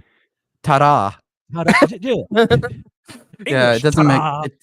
it doesn't make sense. Like you got two, Obi-Wan. two, Yes, and two. Obi-Wan. You got two, two, two. Oh, well, sorry. You got Mm-hmm. two, two, and two. You got T-O-O, T-O, Mm-hmm. and then T-W-O. Yeah, and then there's N-O. No. T-O, two. D-O, do. N-O should be new. Oh God, that reminds me. What is that comedian that did a whole bit on that? Like he was like Gallagher. was it him? Yep, that's where Uh, I'm getting this from. yeah, because he was like BOMB should It's be bomb. boom, the bomb and should be over. Like yeah. T-O-M-B, Tom, no, tomb. All right, T-O-M-B, tomb. C-O-M-B, coom, no, comb. C-O-M-B, comb. P-O-M-B, poem, no, P-O-E-M, poem, and so forth. Yes, I could do the whole thing. If it was boom, the bomb was over. Yeah, Yeah. exactly. Numb, N-O-M-B, no, N-U-M-B. It's like, God dang it, English. What the frick? This is why AI is so powerful now. I can Yeah, it just is. it's annoying because I actually took it off like yesterday, the Grammarly thing, because every time I would type, it would like pop up in the corner. You got this word wrong. I'm like, you son of a bitch. Listen, Uh-huh. I know Who's in what I'm charge here? spelling. Yeah, exactly. Giggity. You bastard. Let's Bastard. see. Everyone's talking about chips and French fries and stuff. They never got back to us on the waffles. No, they didn't. No, Mike just let that go and didn't even worry about it. I think we frightened them off on that. French fries We are just fried them. fries, fried pieces of potatoes. Everyone's got to be different. Yes, It's French fries aren't French; potatoes. they're Belgian. French means a cut, a specific cut. It's nothing to do with the country. Yeah. Mm-hmm. A lot of people were like, Friday is developed from the country France. And I'm like, No, no.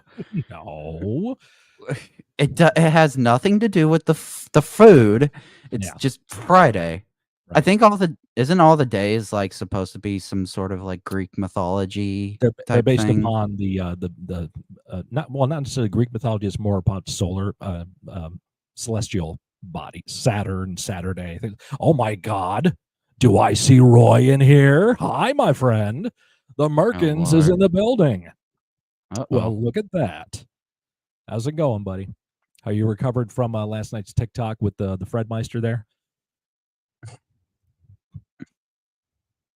See, I've been around so long that I know who the Merkins are, but I don't watch them. Like I don't even Right, need to watch them to know who they are. exactly. How you guys doing? We're doing good, man. Hanging out in here, doing a little chit chat, little jabber session here. The Mhm. days of the week are named after Norse mythology, kind of, but yeah, Yeah, there you go. it's a lot of history involved with that. So, sidewalk in America, in South Africa, it's a pavement. Oh, okay. Let's Well, see. that's what you make sidewalks out of. Right, pavement. Yeah, pavement here is what is laid down to create a sidewalk. Oh, and pavement over there is sidewalk. Yep.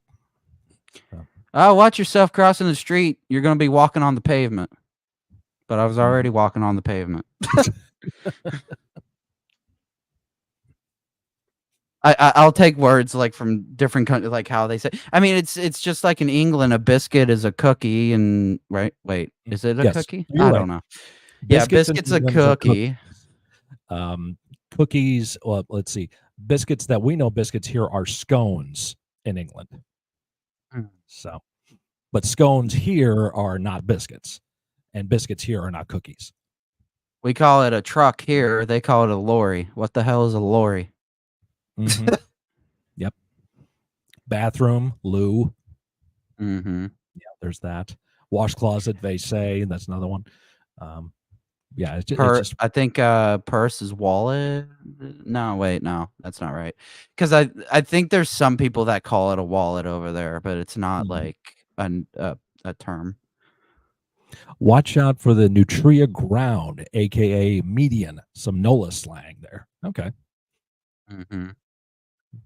Well, me and Nola, we live down in Louisiana, so we know the potholes down here. They are the absolute worst. Their Because New ass. Orleans do not. I don't know why they don't know how to take care of their streets. It's just it's horrible. It's Mhm. horrible. We had to be different after we got our freedom. Yeah, that's true. Oh yeah, New Mexico, New England, New Mhm. York. New York, Everything's new. You New might as well Hampshire. just go ahead and be like New Louisiana, New Florida, New like you know. It was Happened. very funny. It Go was ahead. very funny in the Olympics this year. It was in Paris, France, right? Mhm. Well, it just so happened to be that the I think two of the girls that were on the volleyball team were from LSU, the college down here.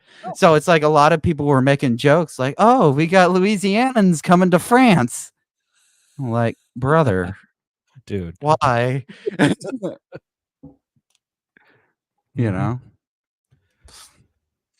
who won the Olympics anyways? Was it us? I have no freaking Probably. clue. All I cared about was the fact that Gojira played the opening ceremony. That's good enough for me. So that was No, cool. the only thing I cared about is that they need to add instead of they did breakdancing. Where's the Yes. fucking air guitar? Where's the air drums? We need air bands. Come on now. We need air guitar and pole dancing. Pole dancing. That's what we No, we need need. chair dancing. If they can make chair dancing. All comes back to the chair dancing. I've been Yeah, let's around mix here too Skrillex and long. Mike and Metalhead. How about that? USA had the most medals. I think China has one more gold than we do as of last night. Okay. Good for them. Good for them. Yeah. It's all a work. No, I respect all the athletes that participate in the Olympics. Like every Chair single one dancing of them stop are for the good. gold. No, yeah, okay, whatever. Yep. I don't give a flying frog's fat ass about the Olympics. I'm sorry. I don't. It's until they add wrestling into the Olympics, you're not going to give a shit. Well, there already is wrestling in the Olympics. Is there? Is there Amateur sumo wrestling. wrestling? Yeah, amateur Oh, wrestling, freestyle, Greco-Roman, that kind of stuff. The pro wrestling ain't mm, going to be in the Olympics because who's going to book it? USA has over great. 100 medals. I mean, there is money to be made from the medals. I get that point. So that's cool, and you're going to be seeing whatever the new. It's another way to show off who's the best country, a pride for your country kind of thing, Good for but you. Happy to hear it, but I don't give a shit. mm, I didn't even watch it, so Yeah, we've mm, had it on in my office. We've had it on the main TV in the lobby there, so we've been focusing back and forth. But there's just so much, and they can't cover everything at once.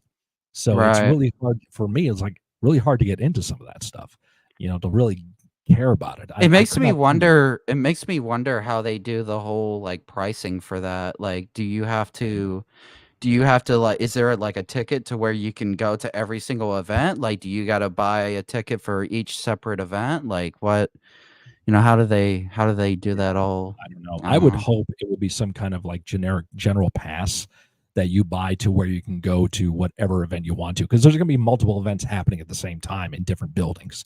So it's impossible to see every single thing happen as it Mhm, happens. You know, mhm. um, Olympics beats going to war, but it's almost the same thing. That's one of the reasons why it was kind of created, was to have these battles on, on the mat or in the boxing ring or on the 100-yard dash or whatever. So it could be some kind of friendly competition between countries. Um, yeah, it's a great Didn't thought, work. great concept. Doesn't work. Doesn't work. No, No, it doesn't no. work in the long run. When there's protests and there's rioting going on in various parts of where the certain countries are, and different controversies going on about that, the race is over. So it is what it is. Not to be all nihilistic here, folks, but it's I'm sorry, it's just the way it is. With all the transgenders in 30 years, will there be children and will there be a military? I don't know. The transgender population is not as big as people want to make it out to be. So do not be fooled by what you're going to see on what's a hot button issue. Transgender is less than 3% of the United States population. There are people too. I want to make sure you understand that. They have every right to go into whatever lifestyle they want. No one has any right to say you shouldn't. But it's not as a prevalent option as you think it is. It's just a hot button issue that's going to get a lot of attention right now. Give it time, nobody's going to be talking about it. It's based off of human preference. Like, Mm-hmm. because I have many streamer friends, they're LGBTQ, Yep. and even if I'm not comfortable around people like that, in terms of romance or, Mm-hmm. sexuality, you know, I'm I'm not gonna go into their chat and be like, "You're gay," like, Mm-hmm.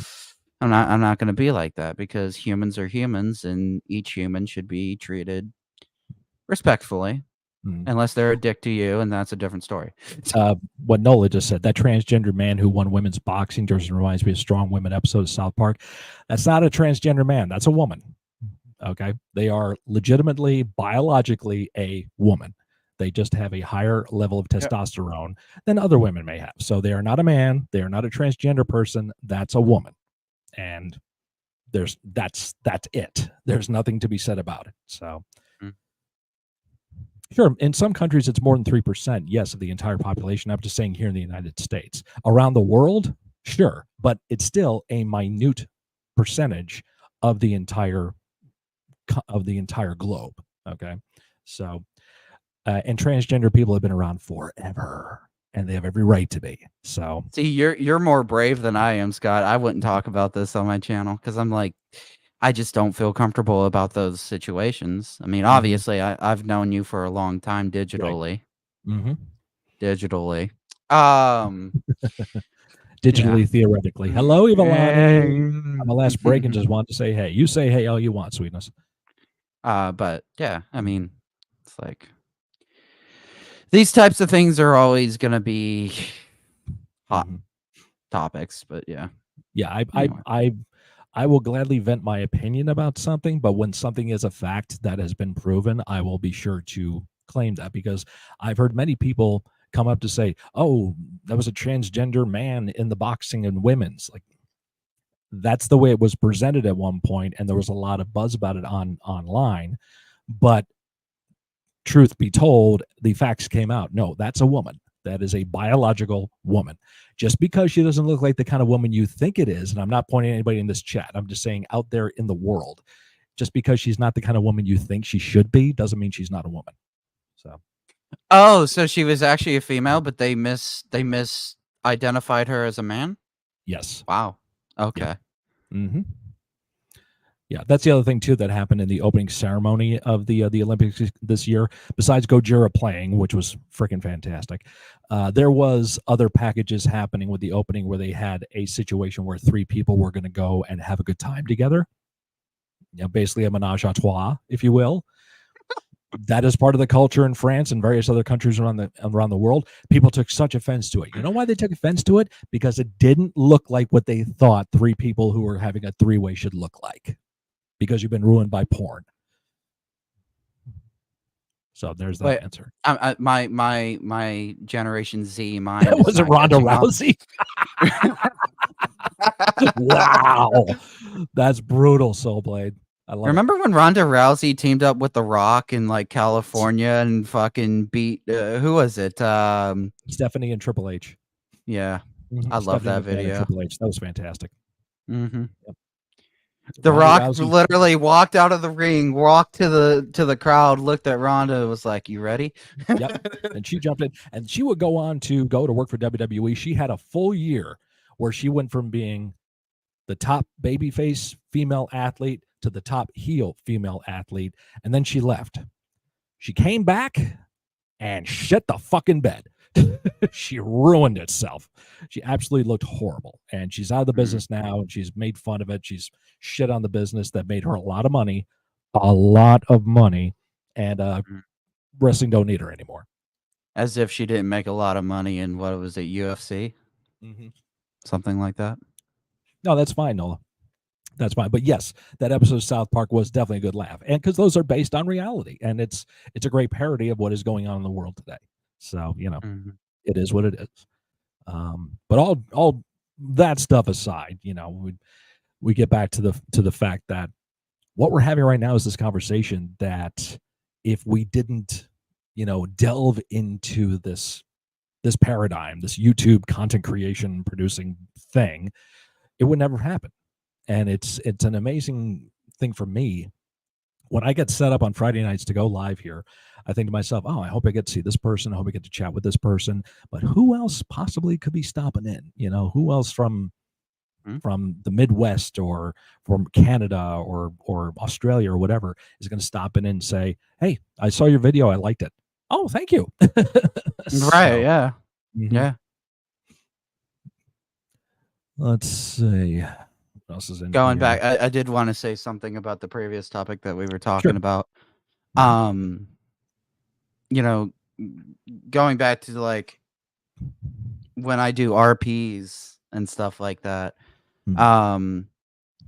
technically, and anybody that knows The Last of Us, I'm not sure how too keen you are on The Last of Us. Like, I know there's a show, but I don't think you and your wife watched it. I'm not we sure. Never watched the show. We don't have the capability to, and I've seen some of the gameplay.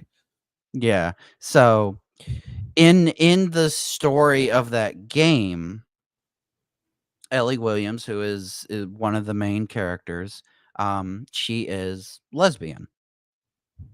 However, in my RPs, because I have the option to control and I'm not dominant, okay? Pause on everything. Anyways, since I have the ability to change things and create stories, I personally, in my RP stories, don't make her lesbian. It's not because I have anything against people like that. It's just I don't feel comfortable with a character in my RP being that sexuality, which I think, I'm entitled to be able to feel comfortable with things, and that's just the way it is. But anyways, back to the future. And with that, that's a story. It's not real. So the story has the luxury of being able to be maneuvered however the person who is in control of it wants it to be. It's the same with lyrics. It's the same with music. Like getting back to the AI thing, it's like here's a tool that you have that you can utilize to create something, but without your ideas and your prompts, it's not going to do shit. So once you have that creation, it comes back. It says, well, here's a character that is here's your main character, and this person is bisexual. Okay. And then here's another character who's a bleeding racist from the South. Well, we're going to change that, so it's like it's not offensive to racists, I hope, to make sure that this character's not racist in my story. So it's like you have the options. You have the right to say this is a fictional piece. This is not real, and I'm going to maneuver it the way I want to, the way I envision it to be. Well, I mean, yeah, and there's always going to be someone else who is gay, bisexual, whatever, may take an idea that a straight person came up with and said, well, I'd like to see the character as this, or I'm going to make this character gay. I'm going to do that. So go ahead, have fun with it. See what it can come out of it. Because an idea could come from that to say, like, shit, I wish I had thought of that.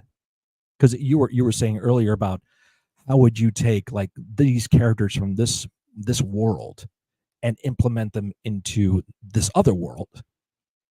How is that going to create a story? What if scenario?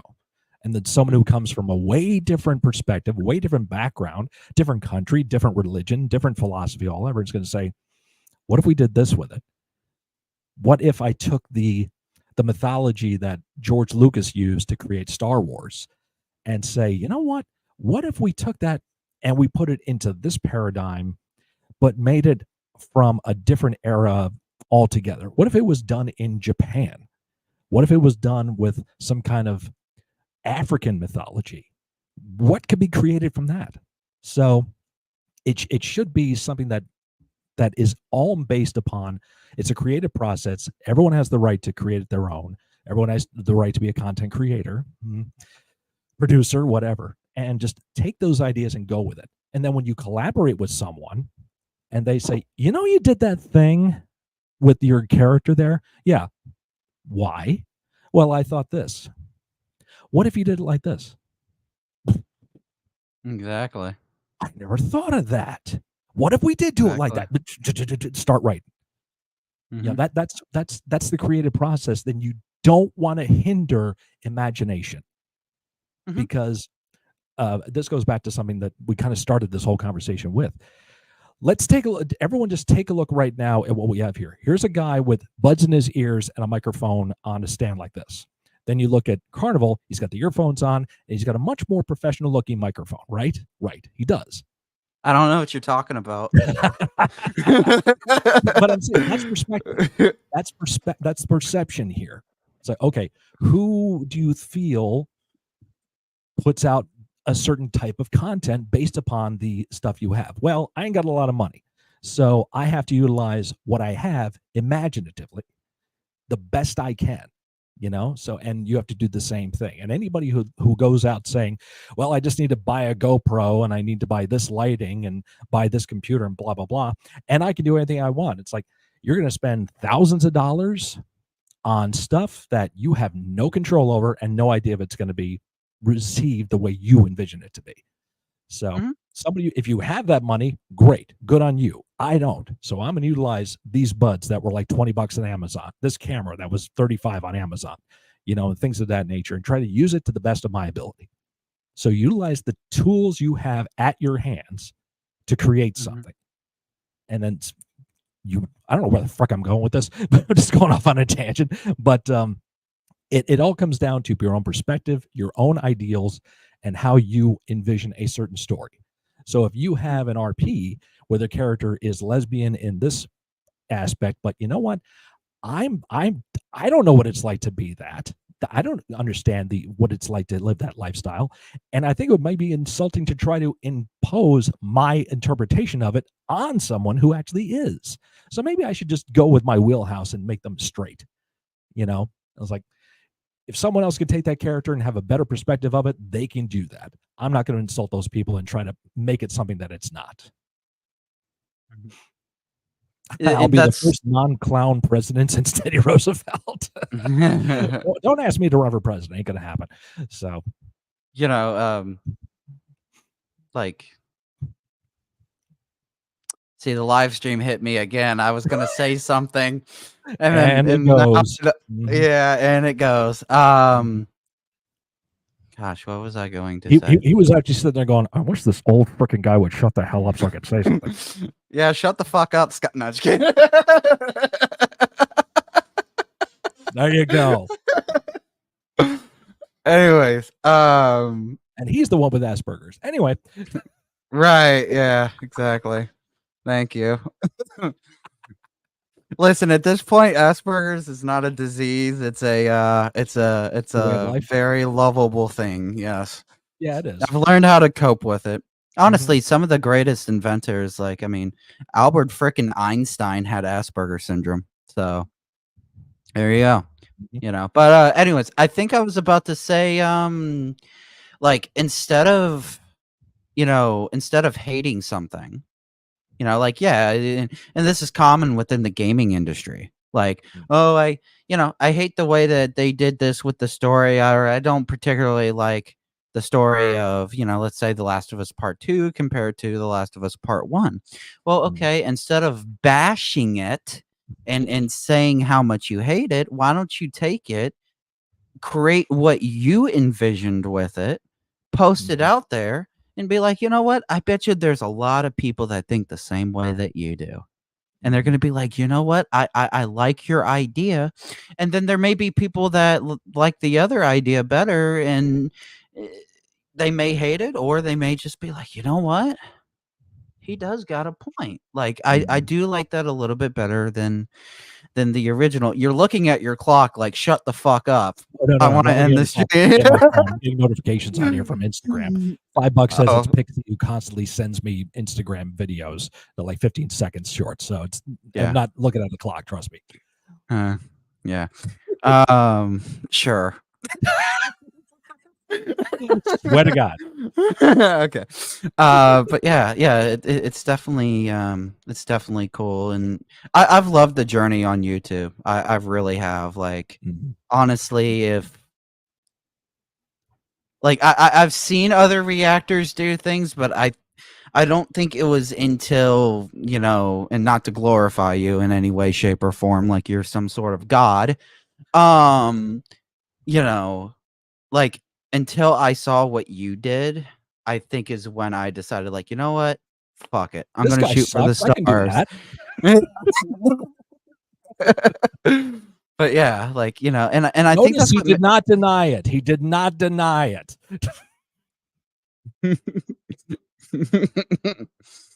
I'm waiting. Yeah, this guy really sucks. No, I'm just kidding. Don't subscribe to his channel. I did that to Levi years ago. My God, I got him so good with that. But no, I appreciate that. Like, I think that's what makes your reaction video so great. Like, especially, I mean, yeah, you mostly do music reactions. I mean, I know that you've dabbled in other things as well. But like, your knowledge on music, being a bass player, you may have not played for like the most famous band in the world, but a thing or two, and you take that and then you look at a video, you look at a music video, and then you're like, yeah, I know what this bass player is doing, or I know what this drum player is doing, and that's really cool. Saying something over there. That's why I was looking over here. So it's okay. I know I suck. You don't have to hide it. I did not say that, and I'm not admitting to saying that. See, I'm denying it right away, unlike other people. Okay. Sorry. Don't know if it's going to work or not, but we'll see. I don't know. Irregardless. Rachel says that's why people do fan fiction, and that right there is a good example. Like, have you ever seen the new Deadpool movie, or is that something that interests you? I'm not a Marvel fan. You should know this, Scott. Yeah, I know that, but still, it's Deadpool. Isn't it really Marvel? You know, let's be honest. Is it really Marvel? It's Freddy Um, Krueger's ball sack. That's what it is. there you go. Yep. Yeah. But I went to see the movie, and I've seen the other two Deadpool movies too. I'm total novice when it comes to Marvel stuff. You know that. That's not my wheelhouse. But I liked the new movie, but I definitely feel it was more fan service than anything Yeah. else. Um, Yeah. I think the first one's great. I like the second one, but this one definitely, I enjoyed it. I like seeing it. Lots of blood, funny stuff, but a lot of fan service. And it doesn't necessarily hit me like I'm sure a lot of other people would. So it is what it is. What's funny about that movie? There was actually a interview with, or no, it wasn't an interview. It was it's the show Hot Ones where they have Yes. to eat and I watched it. Mm-hmm. they had Deadpool actor and Wolverine actor, and like that movie was actually supposed to be a parody of another movie within a movie. Right. So it was Movieception, and then they like threw that out or something like that. Like, so talk about Reactception, Movieception, Jesus. Yeah. React to move Inception. Yeah, Just going to exactly. completely eradicate the entire universe. You had to watch the Loki series to understand the realm, okay, which I didn't do. So I just had a very vague knowledge of it. Now that is the very brilliant thing, and I know Marvel does it a lot. I know DC does it a lot as well, but more so Marvel. If I do have to say something that I do like about the Marvel universe is that in some way, shape, or form, all their movies / TV shows connect. And that is like for somebody that is coming into it like new, that could confuse the fuck out of you because you're like, I don't know what the hell's going on. But for somebody that likes that type of stuff, it's like, hey, okay, so I remember what happened in Iron Man 2, so now this is happening in this movie that connects to Iron Man 1. How does that Yeah. work? Yeah. Or I get like Marvel fatigue real easy. you watch a DC movie and you think it's over, the credits are rolling, and then all of a sudden, uh-oh, there's one more scene. Mm-hmm. Yeah, it So gets to be too much sometimes. So mm-hmm. it's so easy, like I just said, to get Marvel fatigue trying to figure this shit out. And I'll get into some of the movies. I loved Infinity Wars and Endgame. I love those. Black Panther's my favorite Marvel movie. There's I had just a some out there. question. What is this present button down here? Is that supposed to be? Good question. Because it says slides and video file. Let's see. Extra camera, share screen. Oh, maybe that's where I could have done the thing with your AI. Let me see. Okay. Let me see what happens here, if anything. Oh yeah, maybe you could share your screen and then pop it up and then make it look fancy and show us how you really do YouTube videos. There you go. Let me try something here. Hang on a second. Thank you for pointing that out. I completely lost that one. That's what we I might be do. able to do your. That's what I do. Maybe I can do your. Let's see. Unless that's the thing you tried before. Aha. Aha. I think Wow, we have Discord something. looks freaking weird.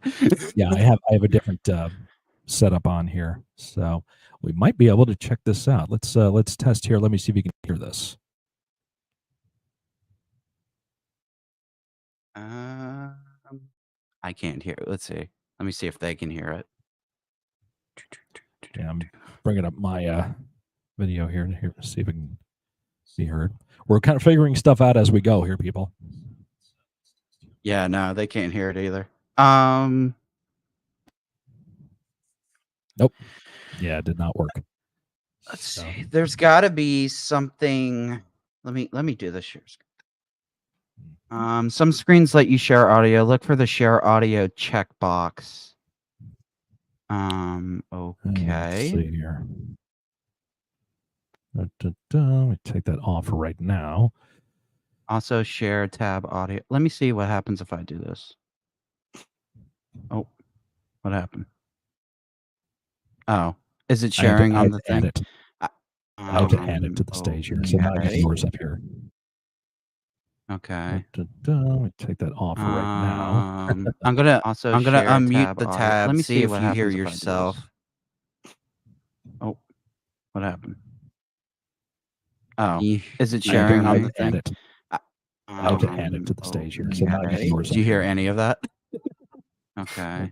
I hear our conversation being echoed back to us through your YouTube. I'm gonna share unmute tab the audio. tab. Let me See if what you hear happens. yourself. So if I what go happened? over to Is it I sharing can on the add thing? it. I can add it to the stage. Yeah, I'm gonna take it out of there because it's getting confusing. Yeah.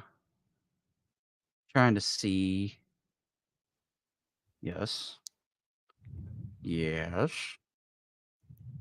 No, I don't know what that is.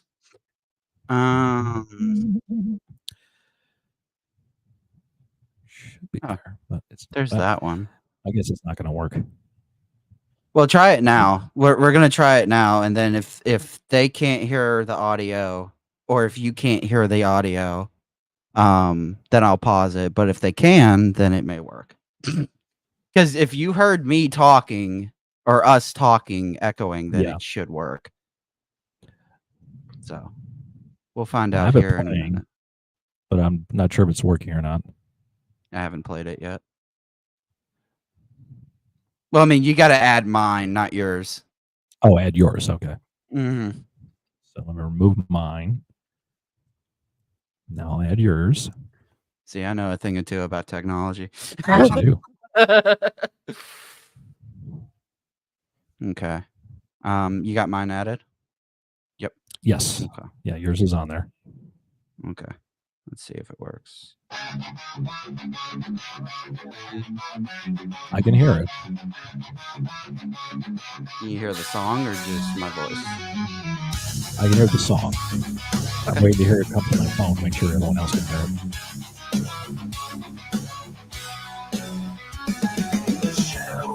I scream your name, echoes of the past driving me insane. This emptiness, it's a heavy chain, dragging me down in a sea of pain.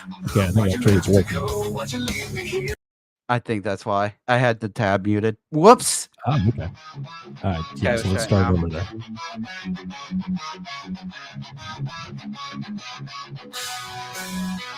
This is Karnival's AI track.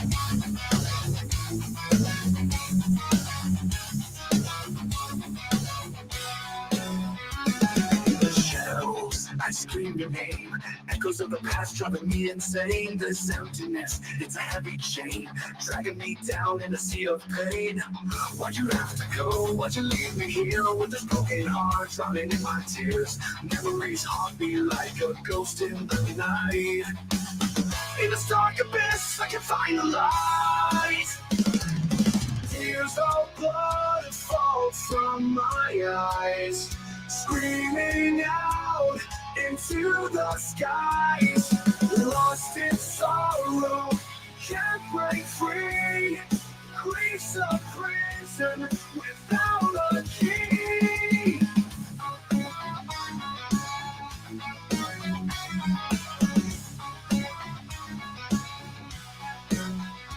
Every step I take reminds me of you. The life we shared now is just a wound in this silent room. Your voice still screams, ripping apart my hopes and dreams.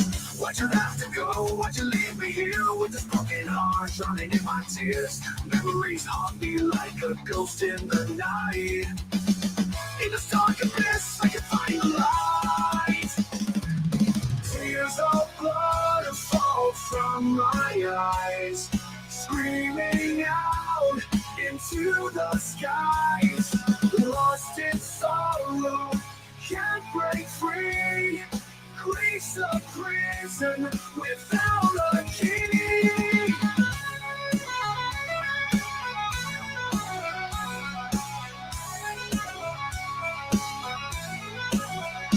In the ashes, I see your face. A phantom's whisper in this empty place. Your shadow lingers in every breath I take. A twisted torment I can't escape.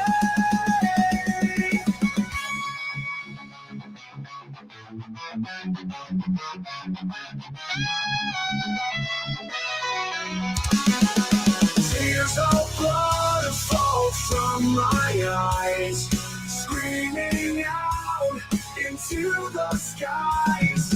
Lost in sorrow, can't break free.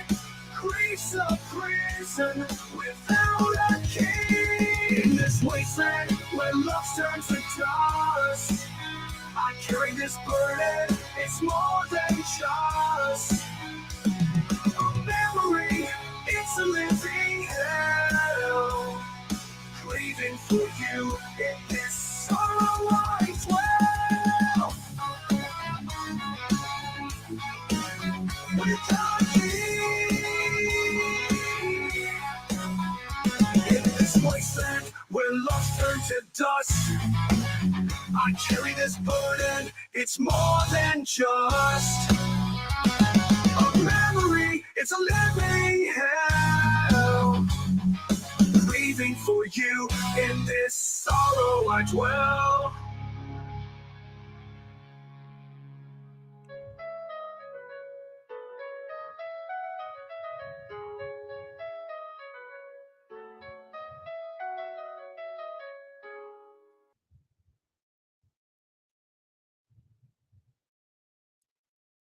All right. And Yeah, that's I don't know if you heard any of that. I heard it all. I heard it all. There's a second part to that song. But yeah. So okay, now you created that. It's AI generated music, but you wrote the lyrics, correct? Yes. The music is AI, the lyrics are lyric. Okay. Lyrics are lyric. So Yes. so how did you prompt that? What did you say as a description? So this was kind of more of just like a test feature because I wanted to see what the AI program could do, so to speak. So me and a buddy of mine named Malcolm, who's from Pennsylvania, we both found a band that we don't necessarily like together because I don't really like this band. He does. But we wanted to create something that sounded like kind of like a Five Finger Death Punch type feel. Mm-hmm. And we were really just trying to test the limits of the AI to see how much it could do. Oh. And so we were like, you know what? We're gonna sit down, we're gonna think of a song that Five Finger Death Punch would write. And just jot down the lyrics and stuff like that. I came up with a few lyrics. He came up. We kind of mashed it together, and then we typed it into. Because when you go to the website, you can type in your lyrics, or you can copy and paste your lyrics. Mm-hmm. And so we added it together. We made sure that it was labeled as like verse 1, 2, 3, outro, blah blah blah blah blah. And we just let it generate a few songs, and then this was one that popped out, and we were like, you know what? I don't think we're gonna quite get it to sound like Five Finger Death Punch, but this is the closest that we can get. And for somebody that listens to Five Finger Death Punch, I'm totally sure that they would be like, yeah, that doesn't really sound like them, but it's AI. You're not going to get it to sound, right. Soulblade actually commented, it sounds like Seether mixed with Three Doors Down. That's interesting because I like Three Doors Down and I like Seether. So I guess it works. Yeah, it does. And he loved it. And I did not know that Seether was from South Africa. I did not know that, Soulblade. Thank you. But yeah, interesting. I like the lyrics. I definitely like the lyrics. I like the perspective of that. I like the emotion behind those. Music wasn't bad. A little too long for my taste. But yeah, the AI did make it a little too long. I did hear that. Yeah, but just good flow to it. The main riff reminded me of like an early Judas Priest type riff to it, which is cool. Yeah, that's definitely cool. But yeah, the way the AI voice was, I could definitely hear like that Three Doors Down, Seether, Breaking Benjamin type influence in there too. So it's your creation still, and you're just utilizing the AI as that tool to help you get there.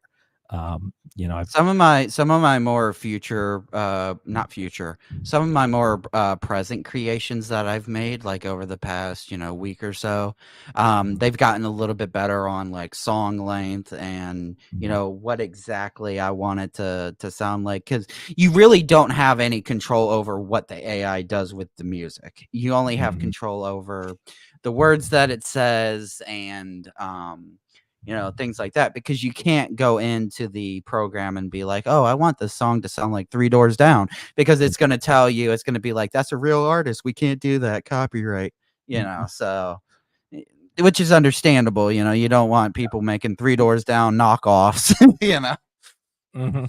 So exactly. Now, you had the idea, are you actually going to go with the idea of starting a YouTube channel exclusively to put this music up? I've already done that. Oh, you have done that. Okay. Yeah, I have done that.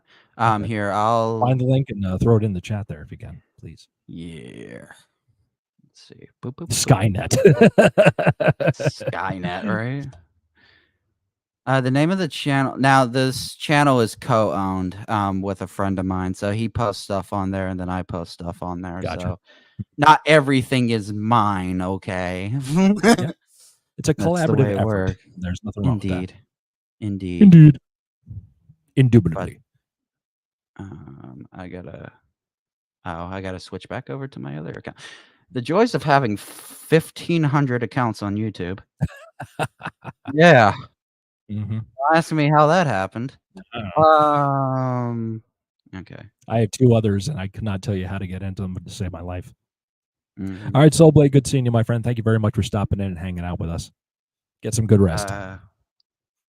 There is the YouTube link right there. The name of the channel is called Cosmetic Beats. Cosmic Beats. Okay. Okay. I said cosmetic. I don't know why. I'm changing it. No, I'm just kidding. So he's got Cosmic Beats. He's got Karnival Kahos, Karnival Reacts, Karnival Gaming on Twitch. This guy's got everything out there. So where else can people find you on the interwebs, if anywhere?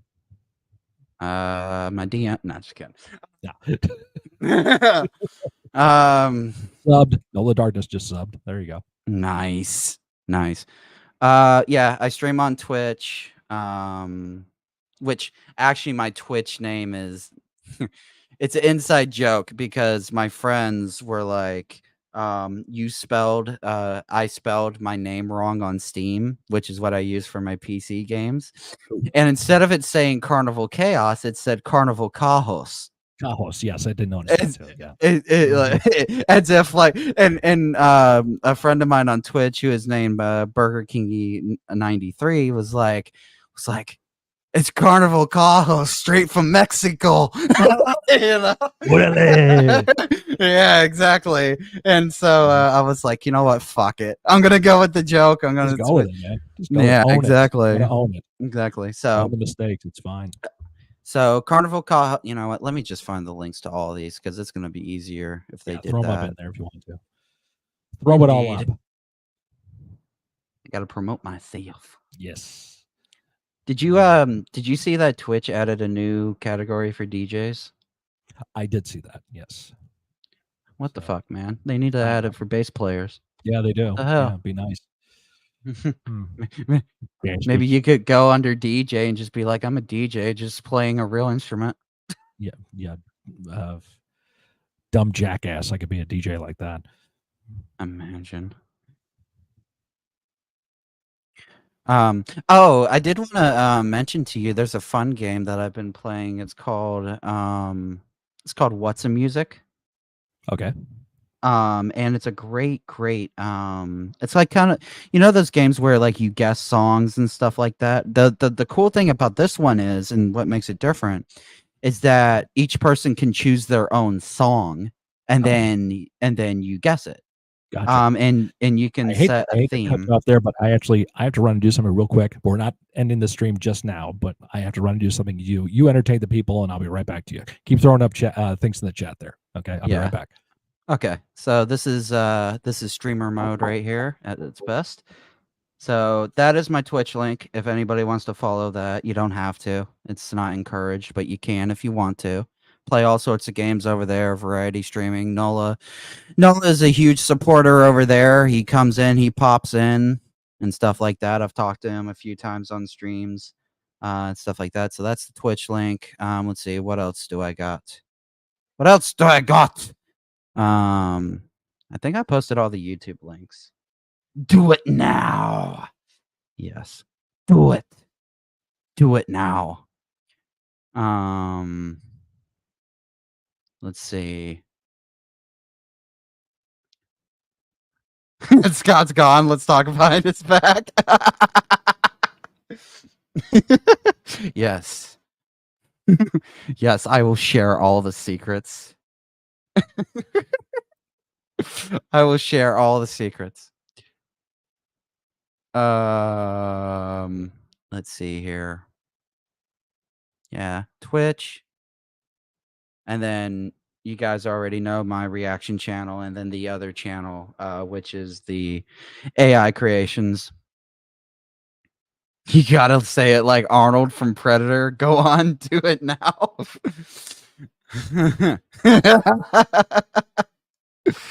If I could do a Arnold Schwarzenegger impression, I would. I'm not good at voice impressions. Tell us the secret. Well, what do you want to know, Rachel? What do you want to know? What do you want to know? That is the question. What do you want to know? He is amazing at voices. He can do voice impressions better than I can. He can. The only thing missing here is that he's not chair dancing. That's the only thing. That is the only thing. What do I have to share? I don't know. I'm gonna have to reach into my naughty bag here.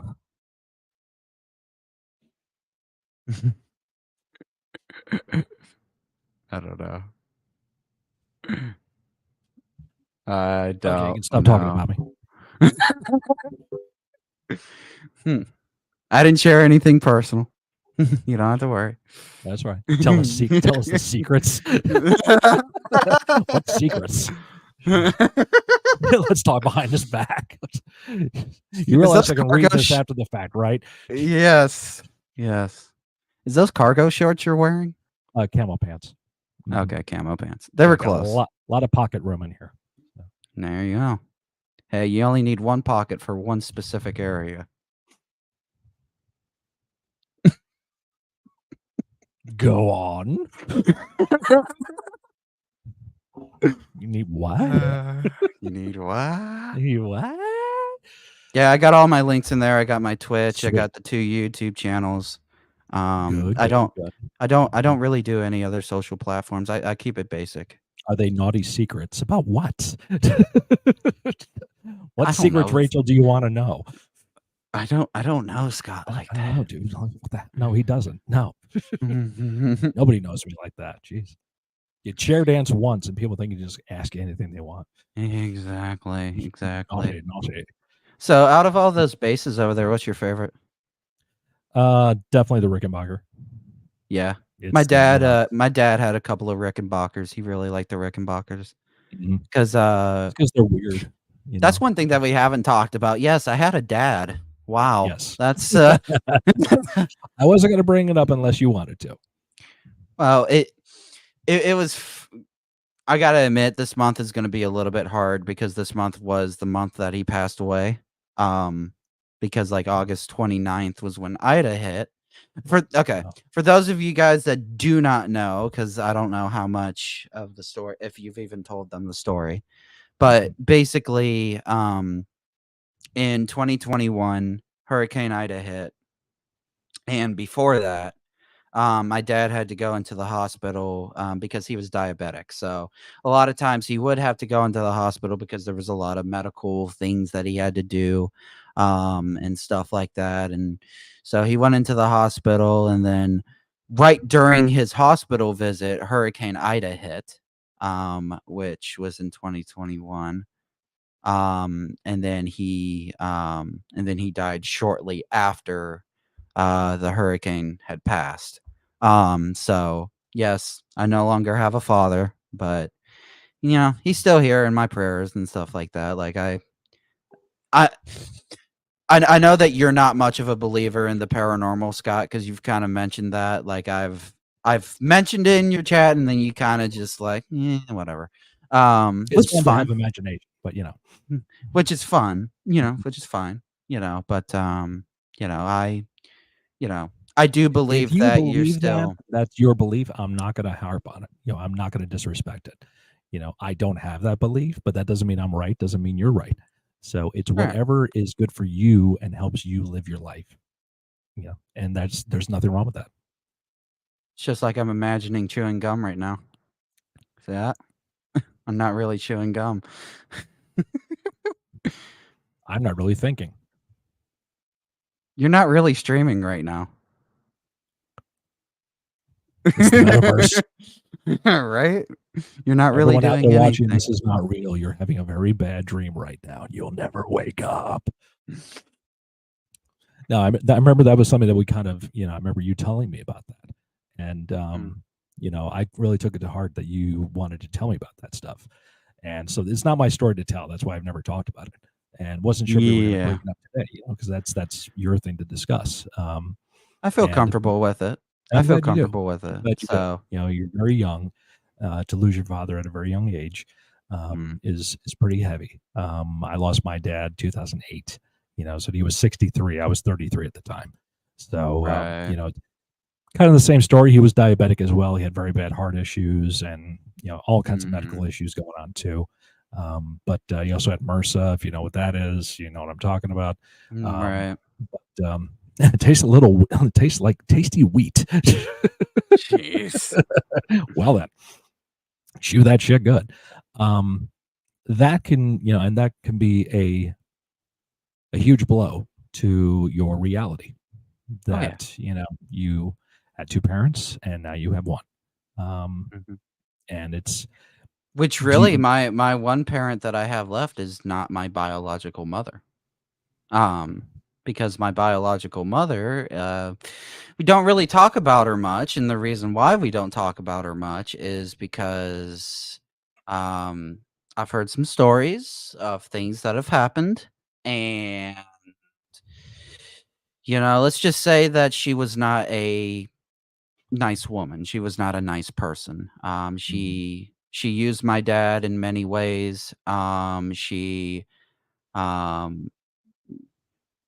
basically got him incarcerated for writing bad checks, in which he had to go up to Carolina to serve, almost like 3 months to a year up there just because he wrote bad checks. He didn't know he was writing bad checks.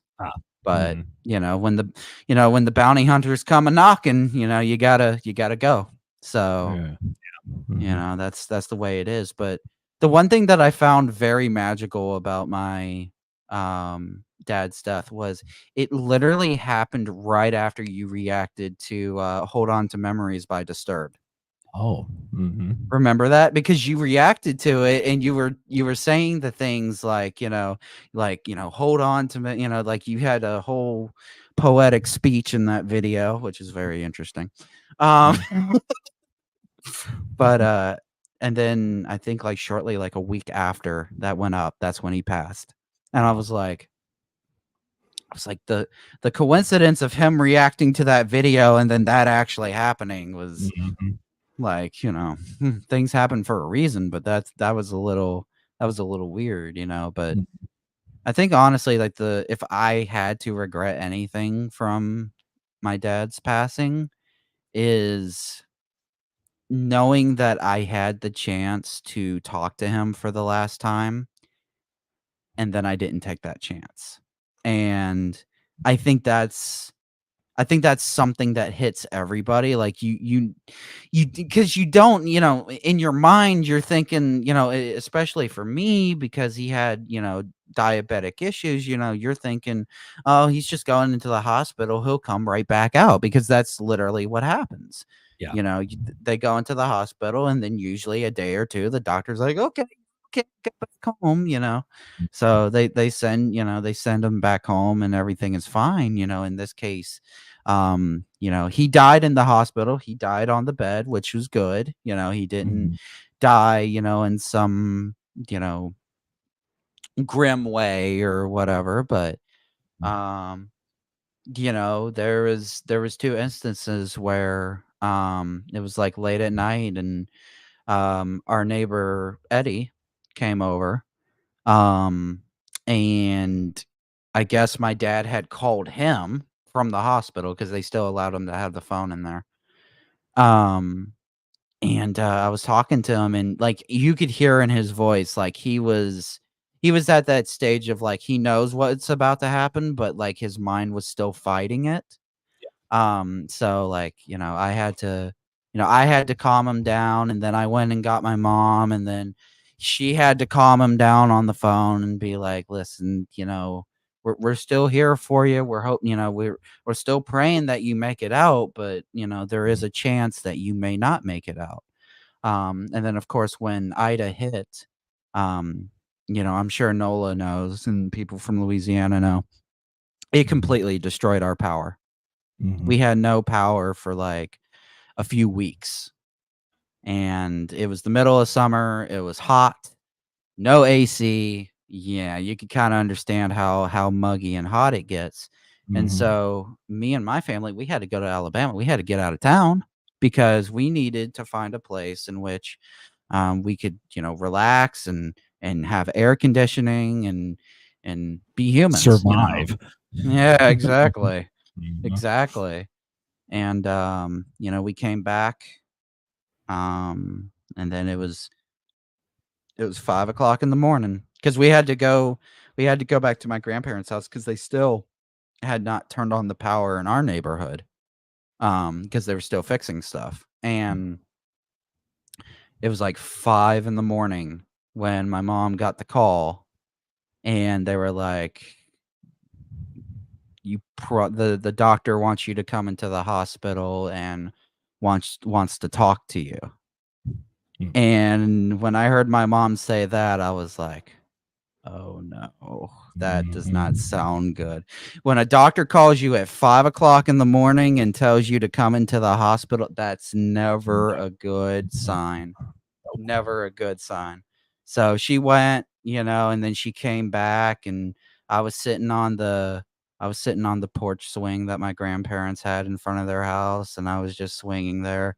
Like, I had a feeling what happened, you know, Mhm. but I needed my mom to, like, say the confirming words, and so, you know, she pulled up into the driveway, walked up, and she sat down next to me, and she said, that, you know, "Dad's gone. He's not coming back." And Mhm. I didn't cry, I didn't get emotional, you know. I think more of the emotional stuff is hitting me now, um, which is probably the cause of my depression that I have. I do have depression. I did Mhm. mention that to you. I said, you know, I had a moderate severe depression. So you know, I think that's what's causing it, but it's other things as well. Sure. But Mhm. yeah, there you go. There's the story, and that's what happened. So And that's the way it is. yeah. Yeah, I remember you telling me, you were messaging me in DMs on Discord about what was going on, and I was like, wow, because a lot of what you were going through, I kind of went through not with my father, but with a friend of mine, because this is the summer of 2003, and we were planning a 4th of July get together at my wife's uncle's house. And where we were living at the time, we were living in a home. It was a 2-story house. We had an apartment upstairs, and my wife's parents had the apartment downstairs. They owned the entire house, but we were segmented off in the top. Her uncle lived across the street, a couple houses down, and her aunt lived across the street, a few houses down from that. So a lot of centralized family on this one street. Mhm. And summertime was coming around. The 4th of July was coming up, and we were going to have like a barbecue get together at her uncle's house.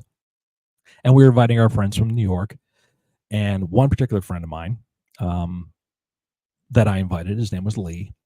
And we had we didn't have a falling out, but we were kind of not as communicative as we could have been at this point. We were very close when we were in high school together. That's where we met and went through our college years together. And we got into the wrestling business together. He was the first one of me and my core friends to actually become a wrestler, where I was kind of piggybacking off him and being a ring announcer and then eventually becoming a wrestler. So that was like we were realizing a dream together, but that was also like something that kind of came between us because we were just going in different directions in our lives. But I felt like our friendship was strong enough to where, okay, well, he's just going to go off and do his thing. I'm going to do my thing. And eventually we're going to come back together and everything will be fine. There was no bad words being said or anything like that. It just like people were growing apart. So we're planning this 4th of July party. And my wife was on the computer one time and she was doing something. An instant message came up. This is back in the AOL IM days. And it was Lee. And I don't remember what was going on, but I was really tired. And my wife said, "Oh, Lee's on. Do you want to talk to him?" And I said, "You know what? I'll see him at the party. I'll just talk to him then." Never saw him again. That was the last chance I had, because it was a few days later, I was awoken by the phone ringing and my wife answering it. And she said to me, "Lee's dead." And I'm waking up. I'm like, "Wait, what did you say?" And she started crying. She put the phone in my hand. It was a mutual friend of Lee's and mine, saying Lee killed himself last night. And I was like, "What?" It's not hitting. I'm like, "No, I'll wake up in a minute." It was legit like that. And then I'm starting to realize that, no, this is it. He's gone. And what happened? Why did it happen? I'll spare the details. They're not fun. But it's like, this is June 25th, 2003. I'll never forget that day as long as I live. If you want a day where you learn about someone when they lose their faith, that was it for me. And I'm like, it's June 25th. He was 29. He never got to see 30. He would have been 30 July 17th of that year, which means I was 27. And I was like 28. I was like, why? Yeah. You instantly start thinking, what did I do? What didn't I do? What could I have done? There had to be something. And there isn't. And that was a huge life lesson I learned right there. To where which was probably what was backing up whatever I said in that video you were just talking about, that reaction video. Where if you have the opportunity to say something, say it. Don't wait for a chance, because that could be the last chance you have. And like you just said, you had that chance too, and you didn't get it. I've been lucky with some of the other deaths that we've had in my family, that I've been able to kind of have closure with them, because I've gotten the opportunity to kind of say what I wanted to say. When my wife's mother was on her deathbed, I got a chance to say goodbye. When her uncle passed away earlier this year, I got a chance to say goodbye. And that's where it's like, whatever you need to say, you got to say it. It may be like the hardest thing to say, but there's going to come an opportunity where you're not going to get that chance to say it. And when that hits you and you don't have the opportunity, it's going to feel worse to you than if you had actually said it to them, because it may not be something that's nice. Like, you were such an asshole to me. Why did you do it like this? And the repercussions that you could live with actually saying it will feel better to you in the long run than if you had never gotten the opportunity to say it. Trust me, there's a lot of stuff I wish I'd said to my father. And he died October 2008. And, he died in the hospital too. He had a massive heart attack, and, he had been in the hospital because of MRSA, and MRSA is a flesh-eating disease that just It just is a virus that attacks.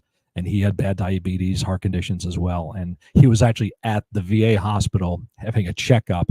Everything was cool. Once he got down to the lobby of that hotel, had a massive heart attack. And there was an orderly there, a nurse, who administered CPR and resuscitated him. He lived for 2 more weeks on assisted, basically on a machine. And my sister and I had to make the decision to take him off of it, because if he had lived, 20% of his heart would be working. The man would never be able to drive again. So many things in his life that he loved, he would never be able to do. And it would have been disrespectful, selfish of us to say, well, no, we want to make sure he's around. For what? What kind of life would he have? At that point, he would be suffering. And his suffering would be worse than our need to have him alive. That's kind of a level, that's when you kind of reach a level of maturity to realize your pleasure, your happiness is not worth someone else's pain. So, which all of this segues into a reaction that you did on your channel, which was a request from me of a song called Goodbyes by 3 Doors Down. That was, if you haven't checked out the video already, I recommend go check out the video on Mr. Scott's channel. He reacted to it. There was a particular lyric in that song that made you think about something. I can't remember what it was. Yeah. But you mentioned it in the video. So for people that I just hit my controller. That's great. That's okay. For those of you that haven't checked it out, go check it out, because that's actually why I gave you that song. Was because it's called Goodbyes. And the lead singer, I can't think of his name, but the lead singer of 3 Doors Down, like in the song, he says like that is the hardest thing, is to say goodbye. Because you don't know when that goodbye is going to happen. Not only that, whether it's a romance, whether it's a family member, whatever the case of saying goodbye is, that's always like, those are the 2 words that are probably the hardest thing to come out of your mouth, is like goodbye. Yeah. So, but that's that. So it's these are like I said, these are life lessons. Your father taught you a lesson, whether he knew it or not, or you knew it or not, in that moment. He taught you a lesson about life. When my father passed away, I had the opportunity to do his eulogy. And I mentioned in that my father was no saint, okay? But he worked his ass off. He did the best he could. Because as you get older, you also realize that there's no manual for being a parent. No. There's no class you can take. There's no book you can read that tells you exactly how you're supposed to do everything. It's a work in progress every time. And, he was abusive verbally, didn't smack me around like he could have. I got disciplined when I was a kid, spankings and things like that, or getting a slap across the face. Well deserved, by the way. But I was never, beaten and stuff like that. But it would be very, very good at kind of telling you how it is. But there was other times too where, he and I would have a blow up and not want to talk to each other. We worked through it, and we had a great relationship near the end of his life. So, so these are all lessons that you have to learn. In the eulogy, I said that, he was a man who taught us what to do and what not to do, consciously and subconsciously.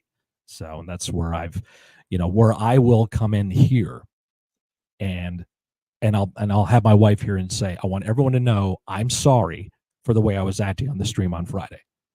I said that to her personally, and I'm saying it on here too, because I don't want anyone to misinterpret what was happening there. It's like, I was tired. I was being a dick. I know I was. I'm sorry. I wish I hadn't done it. Those are 2 other words besides goodbye that are hard to say.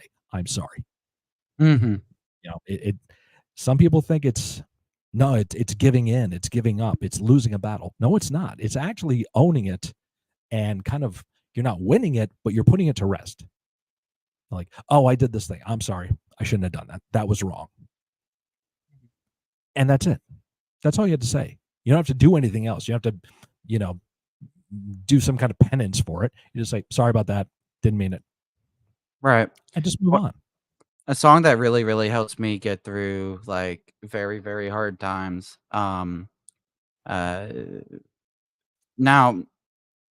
I'm not, and I don't really want to bring religion into this, but it kind of it has to be said in order for this song to make sense.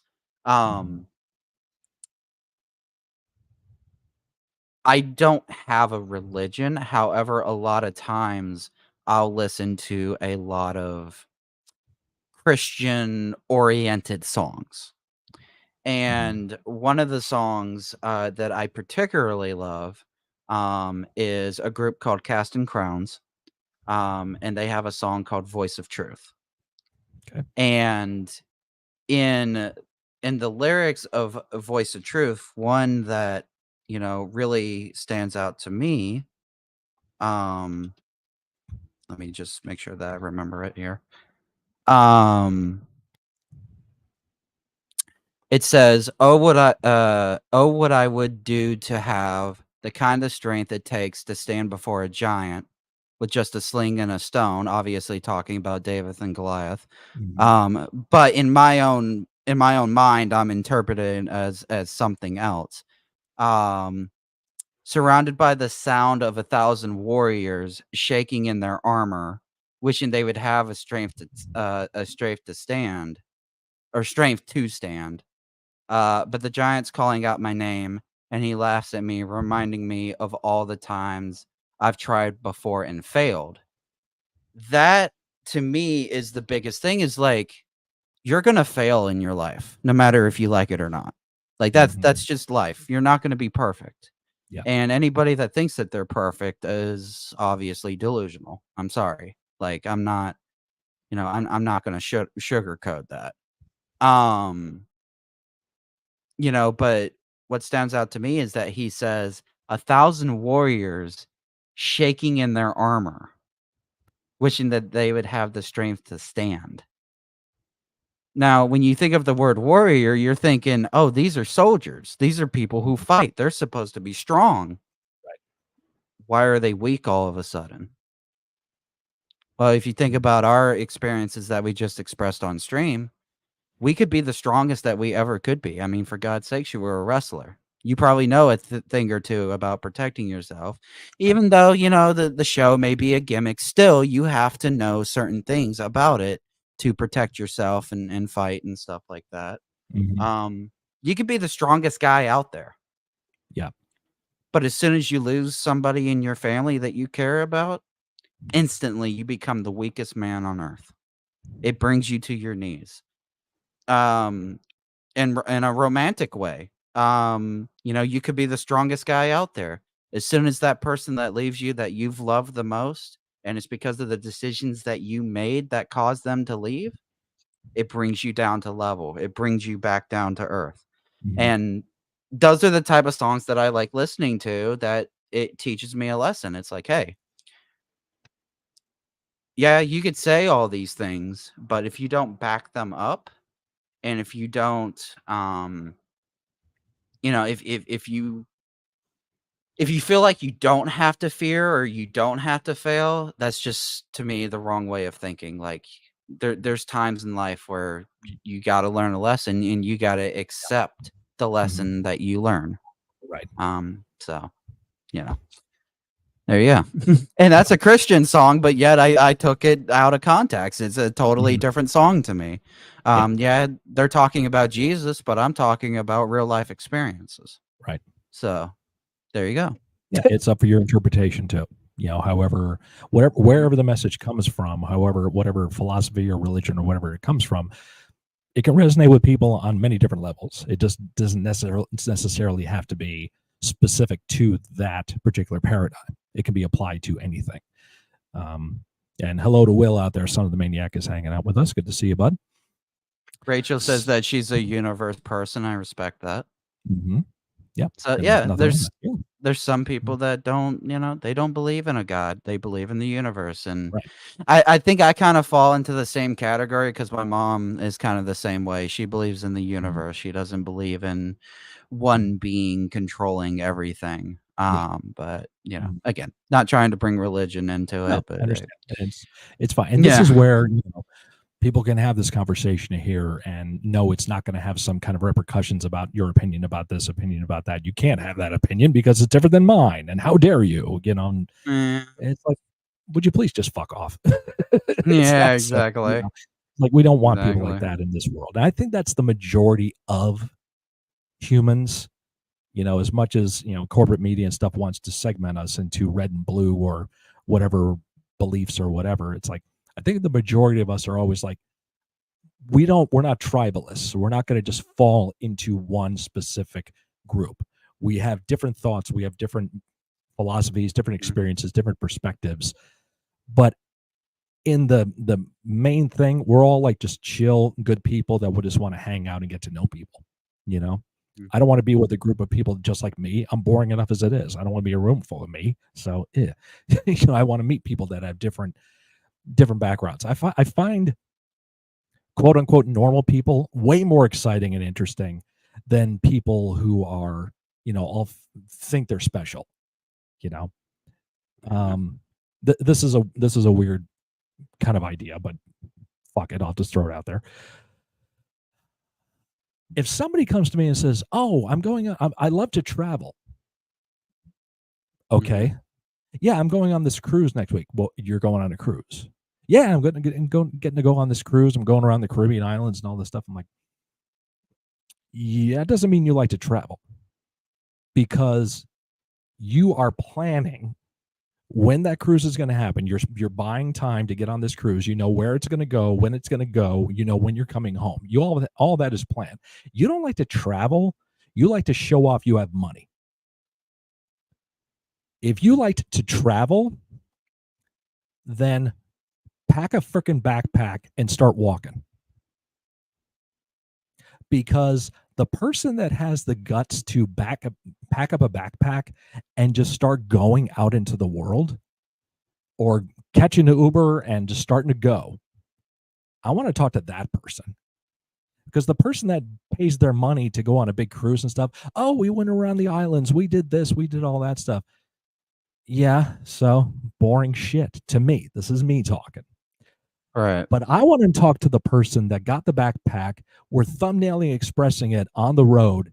And you know what happened? They got picked up by a dude. And the dude started talking to them about this person and that person. And they started learning something about this person and realizing that this person had a lot of the same ideals they had. And he's like, oh, really? Yeah, I know that person. Yeah, I know what you're talking about with that. And then they stopped down the road and they hit a bus station. And when they got to the bus station, they saw a robbery take place. And when the robbery happened, this guy did this, and that guy I was driving with, he ran up there and he beat the shit out of the guy, and he stopped it from taking place. Like, there's a story. That's something I want to hear about. That I want to hear that experience right there. It didn't cost a freaking dime. It just took time and effort from a person to say, fuck this, I'm just going to pack up and head out. I want to travel. That's traveling. I'm way more interested in hearing about that kind of story than what you did going around the Caribbean. Okay, good for you. You got to do it. Good on you. Hope you had a good time. But you don't love to travel. You just want to show off what you got. And again, that's my perspective of it. Well, it's kind of the same perspective that I have about drummers on YouTube these days. Now for God damn, you didn't even let me finish. You were just like, bam. Gotta get it in there. Yeah. Drummers on YouTube, disrespect, yes, they have talent, they can do things, but I tell people all the time, and for those of you that don't know on stream, I used to play drums and I still do. I just don't play as much as I used to. But a good drummer, there's a difference between being a drummer and then being a drummer. Right? Like a percussionist, you mean?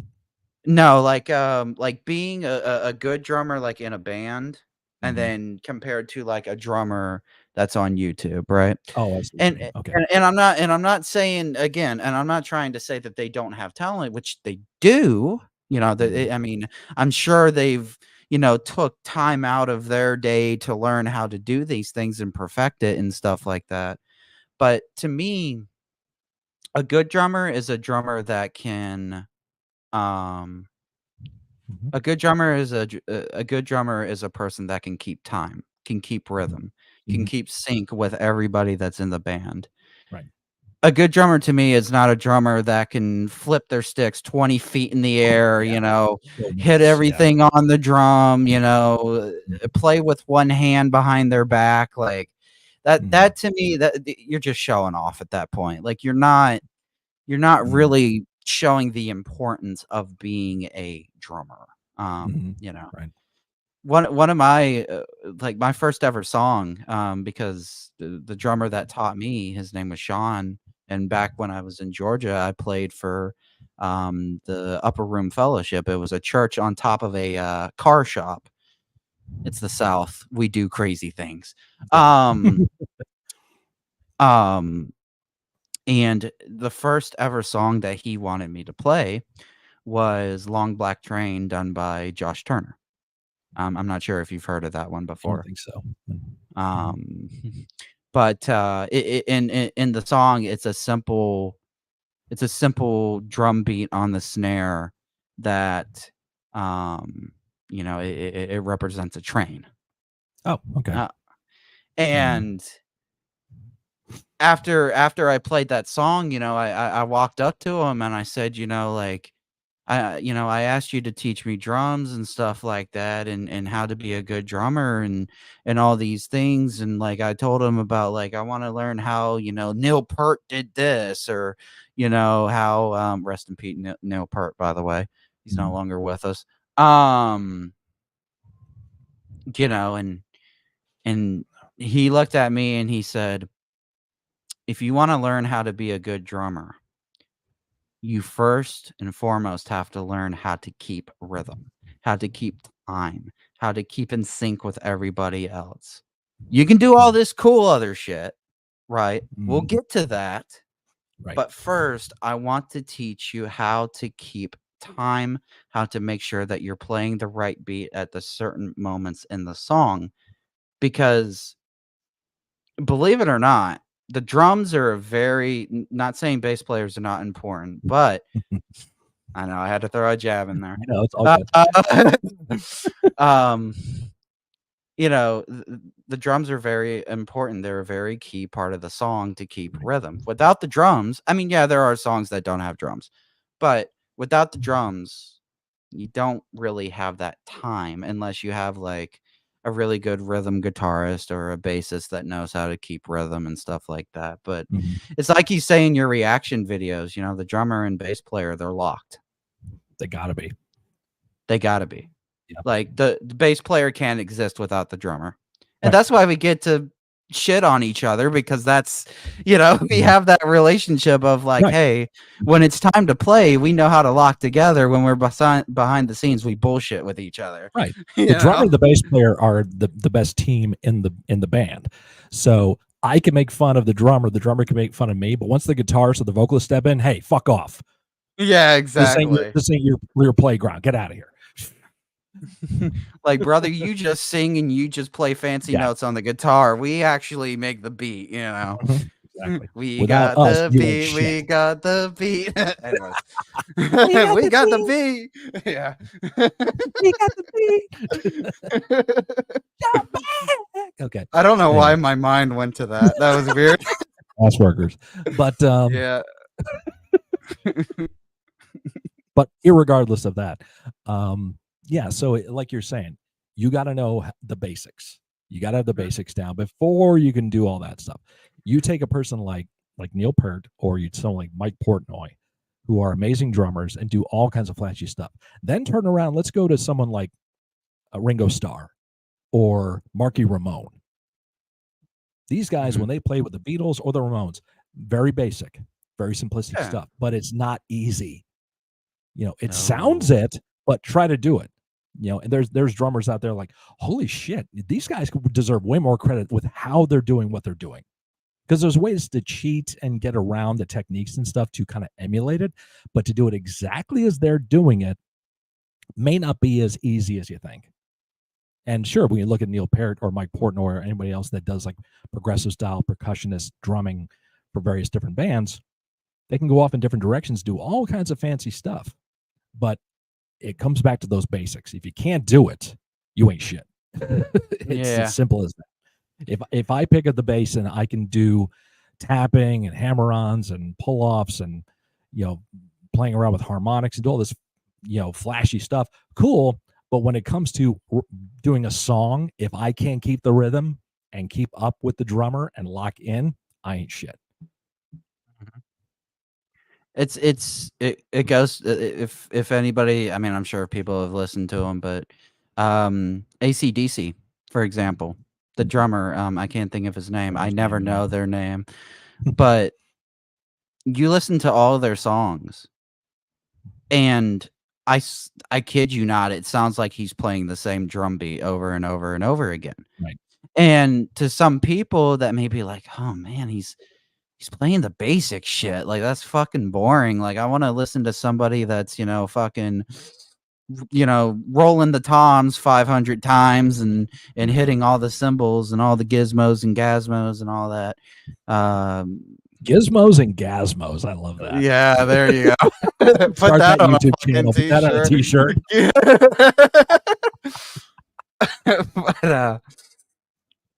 But like I go back to listening to AC/DC and he's just playing that simple beat, and it's entirety through the song. Yeah, he may do like on Thunderstruck, he does the thunder, that.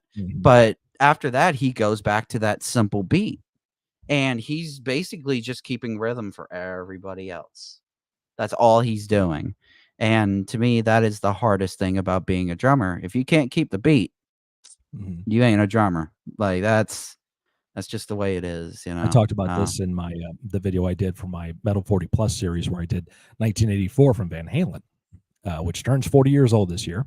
And Alex Van Halen, the drummer for the band, and Michael Anthony, the bass player, were a solid team and locked in all the time. But what they did was not necessarily flashy or anything spectacular, especially for Michael Anthony. We used to rip Michael Anthony all the time for just being a guy that just wrote on one note the whole song. There was a reason for that, because he knew what kind of an eccentric guitar player Eddie Van Halen was. So if he could just ride on that one note and lock in with Alex while he's playing a good beat, Eddie's going to go off and do some amazing things. And that's going to create a whole vibe to it that people are going to be talking about. So he knew his job. He understood what he needed to do to make the song better. It wasn't just about, hey, look at me, look what I can do. It was, wait for it, folks. He's going to do this thing. Oh my God, he just did it. It sounds so cool. And it just makes this whole experience even stronger. And he has said this. So massive respect to Michael Anthony in my later years. That's why my favorite song off of that album, which I think it's the same album that you were talking about, but I'm not too sure. I know that you said Panama was like the best song out of that album. It's my favorite. Yeah. Your favorite. For me, my favorite is Hot for Teacher. For Teacher, yep. And the reason why is because from a drummer's point of view, I mean, the way that the fucking drummer starts off that song, I'm just like, how? Yeah. Why? Does he have more than 4 limbs going at the same time? Because it's just amazing patterns that Alex does there. And then you go on YouTube and you see these 10-year-old kids fucking mastering it as if they're 50. I'm like, brother. Just like, first of all, you see the videos of somebody actually showing you how it's done. You're like, that's it? That's all he's doing. But it's, oh my God, it sounds amazing. But it sounds more complicated than it is. Right. And usually when you see something, it sounds more difficult than it actually is. I learned that from Billy Sheehan, a great bass player, because I would hear him do stuff on his albums. Like, what kind of sorcery is he using to make that happen? And then you see the video of him actually doing, like, that's it. That's all he's doing. It's the coordination, though, between the two hands and, the types of instruments he's using that help make it sound. Let me see if I can Do you mind if I share something real quick? Share away. You have to. You Yeah, let me you know. gotta. Well, do you want me to add now, or do you want to bring it up Yeah, first? give me a second. Don't add it yet, because Just I let me believe know. I Arkham's sent it. mom is a teacher. I didn't know that. Yes, Yeah. music Mhm. teacher for There you school go. down here. There you go. Mhm. I'm very music rich. That's a good thing. I like it. Forgot your Discord server is like all the way to the bottom of my list. Mhm. It's because Discord's an asshole. Anyways, Such a dick. It's Discord is what it is. let's see, where did I post it? Because you commented on it. Okay. Oh boy, where is he? Okay, let's see. Oh yeah, I can just do this. Let's see. Yep. Okay. You can. Okay, I've added you now. I've added to the Did I? stream here. Wait. Wait a minute. I gotta stop the screen and then I gotta share the other tab. Oh, technology! It's got to be hard but simple at the same time. I just love it. Because I know that you commented and said that this guy is like you. Oh, Victor Wooten. Yes. Yep. Mm-hmm. This video to me shows exactly what we were talking about when it comes to like bass players and drum players locking in. Now, except for in this short, he's you know, it's a guitar player, not a drum player, but still, the point matches. When you're down. This may be using theory, but it's really just using my. Oh. Could you hear it? Yes, good. Okay. Mm-hmm. Instead of just doing this, right? That's cool. This is cooler. I'm gonna reshape his groove to make it sound better. I might go.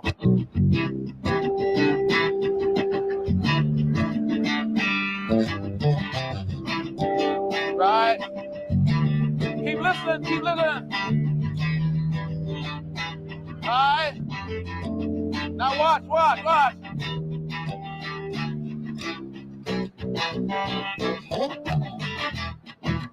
Look at your head now, right? And basically what he just did there is exactly what we were talking about. He reshaped his groove, but the guitar player the whole time, he's just playing the same thing. Yeah, the same thing over and over. Mm-hmm. And you were talking about how the bassist for Van Halen and the drummer, they were locked in. He may be writing that one note, but again, he knows that Van Halen himself is Eddie Van Halen. Mm-hmm. You know, himself is going to do something cool on the guitar. Yep. So, but yeah, I love Victor Wooten. Victor Wooten is like, yeah, it was such an honor to meet that guy and get to see him perform live too. Him and who's the other guy? You did the other reaction video to him when he did like the whole bass solo thing. Charles Bertound? No.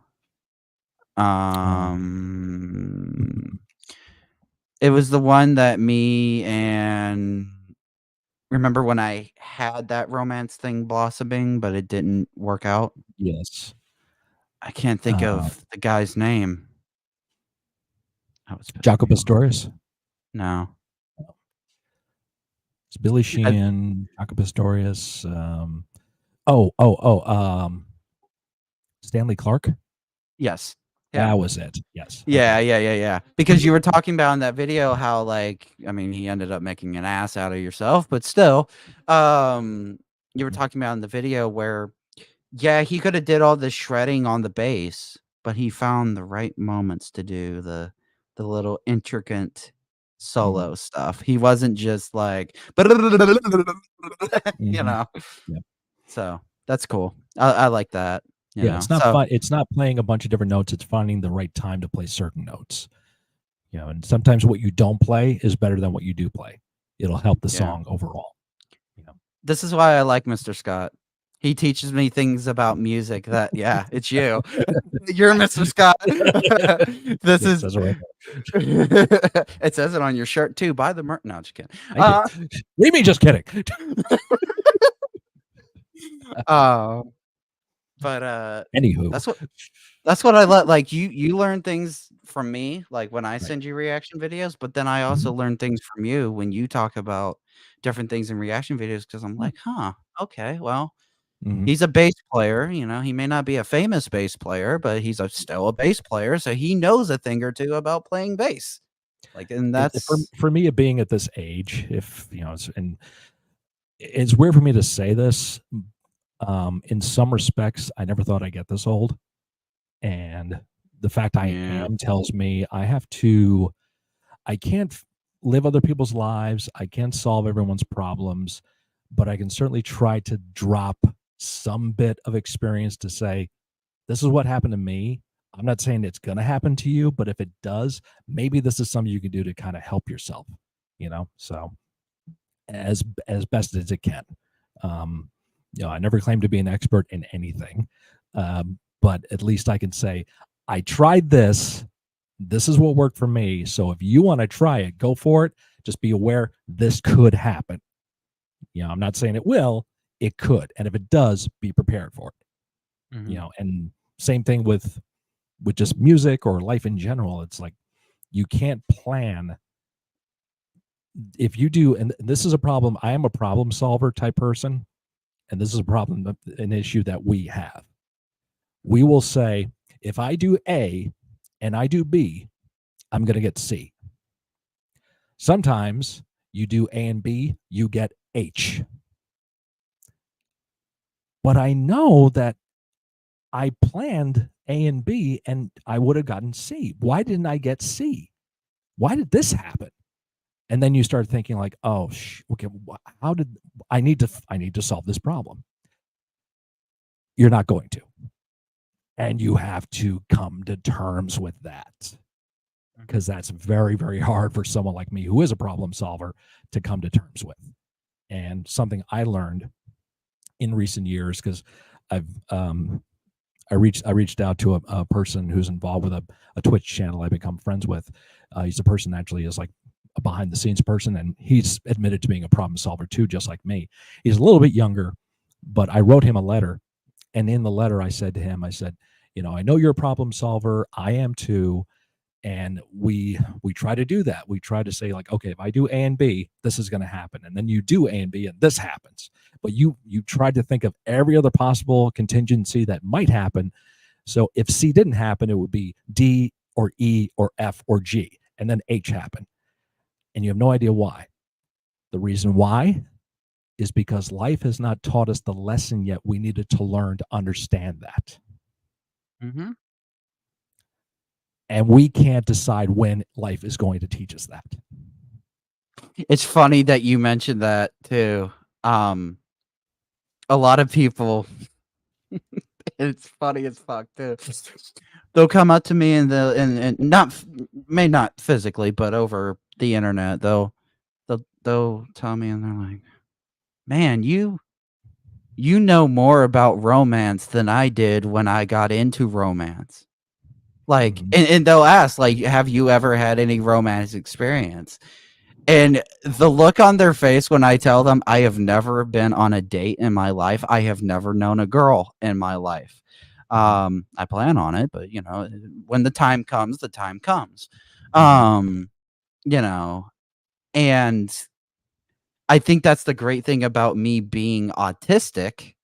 Not saying that it's every autistic person. I'm high functioning autistic, so a lot of times people don't even realize that I'm autistic.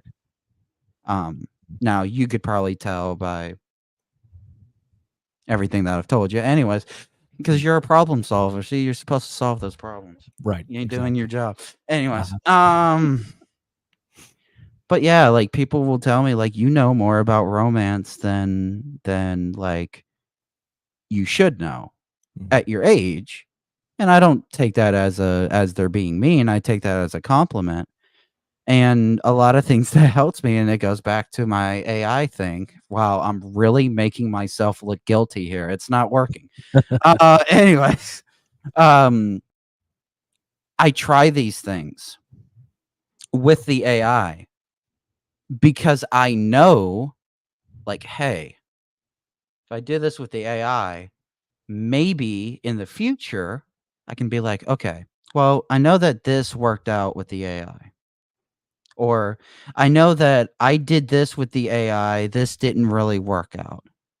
I'm not going to obviously test, with a human being, right? Because every human can be different, and I hate to admit it, sometimes people change their minds in 2 seconds and you don't know what the fuck happened. Not calling out anybody, but anyways. But that's that happens. And that's why in the reaction video yesterday that I did, which you should totally check out, which you already have, the Night Ranger, the Night Ranger song that I reacted to yesterday, in the middle of that video, I was like, well, okay, well, at the beginning they seemed they were having an argument and things weren't working out, and I in my mind I was starting to process. I was like, okay, is this going to be a song about they broke up and then they're going to get back together? Or is this song going to totally, leave us off on a cliffhanger? Well, it left us off on a cliffhanger. But during that reaction video, I was like, hey, okay, maybe what happened here was they had an argument. They didn't agree on something. But obviously they still had love interest. The love was still there. It's just I'm not going to necessarily say that they didn't act on it, like, because I don't know. Was that song like a true story? Was that based off of a true story? So. It could be someone else's true story, if you will. It's inspired by true events. Yeah, okay. Because every band in that genre at that time had to have the obligatory like breakup song, and that was it for Night Ranger. Oh, so I was correct on the whole, like, this is your typical romance song then. Yep. Okay, cool. See, when beyond his years. Yeah, when I said that, I was like, oh, okay, is this the typical romance song? But yeah, like, I think I said something along the lines of like, hey, sometimes in life you have to learn how to, see what you did wrong, accept the fact that you did it, own up to it, if you will, say, I'm sorry, and learn how to put those things aside in the relationship and be like, you know what? We fucking yelled at each other for stupid ass reasons. And just like Josh Turner said, because this is a quote from Josh Turner in one of his songs, he says, let's just talk about it and let's, unburn all our bridges. We've burnt our argument. Now we need to unburn it. We need to figure out, okay, if we're going to argue about this said thing that made us upset, we need to figure out a solution to it. Not necessarily right away. It may take some time, but and and like I say that as if I've been in like 50 different romance scenarios. Right, yeah. But like I wasn't the type of kid in high school that kissed a girl on the first day. Okay. That I don't know how true that is in terms of like finding somebody in high school, but I wasn't one of those. So well, I think it's because like your generation has an overwhelming access to experiences and what we just say, just you have an overwhelming exposure to things that I didn't have as a kid, so you are getting to see a lot more behind the emotion, behind the scenes, if you will, of a relationship than just the facade that some people want to put out. You are seeing the dirty shit that happens behind the scenes with celebrity couples. You're hearing way more and seeing it faster than we did when I was a kid. You know, I was a kid. We had the National Enquirer was a rag paper at the checkout stand that would be full of rumor and innuendo about this couple or that couple. Now you've got TikTok and Twitter and Instagram and everything else to just shove that stuff at you in a second's notice, not even a moment, just a second.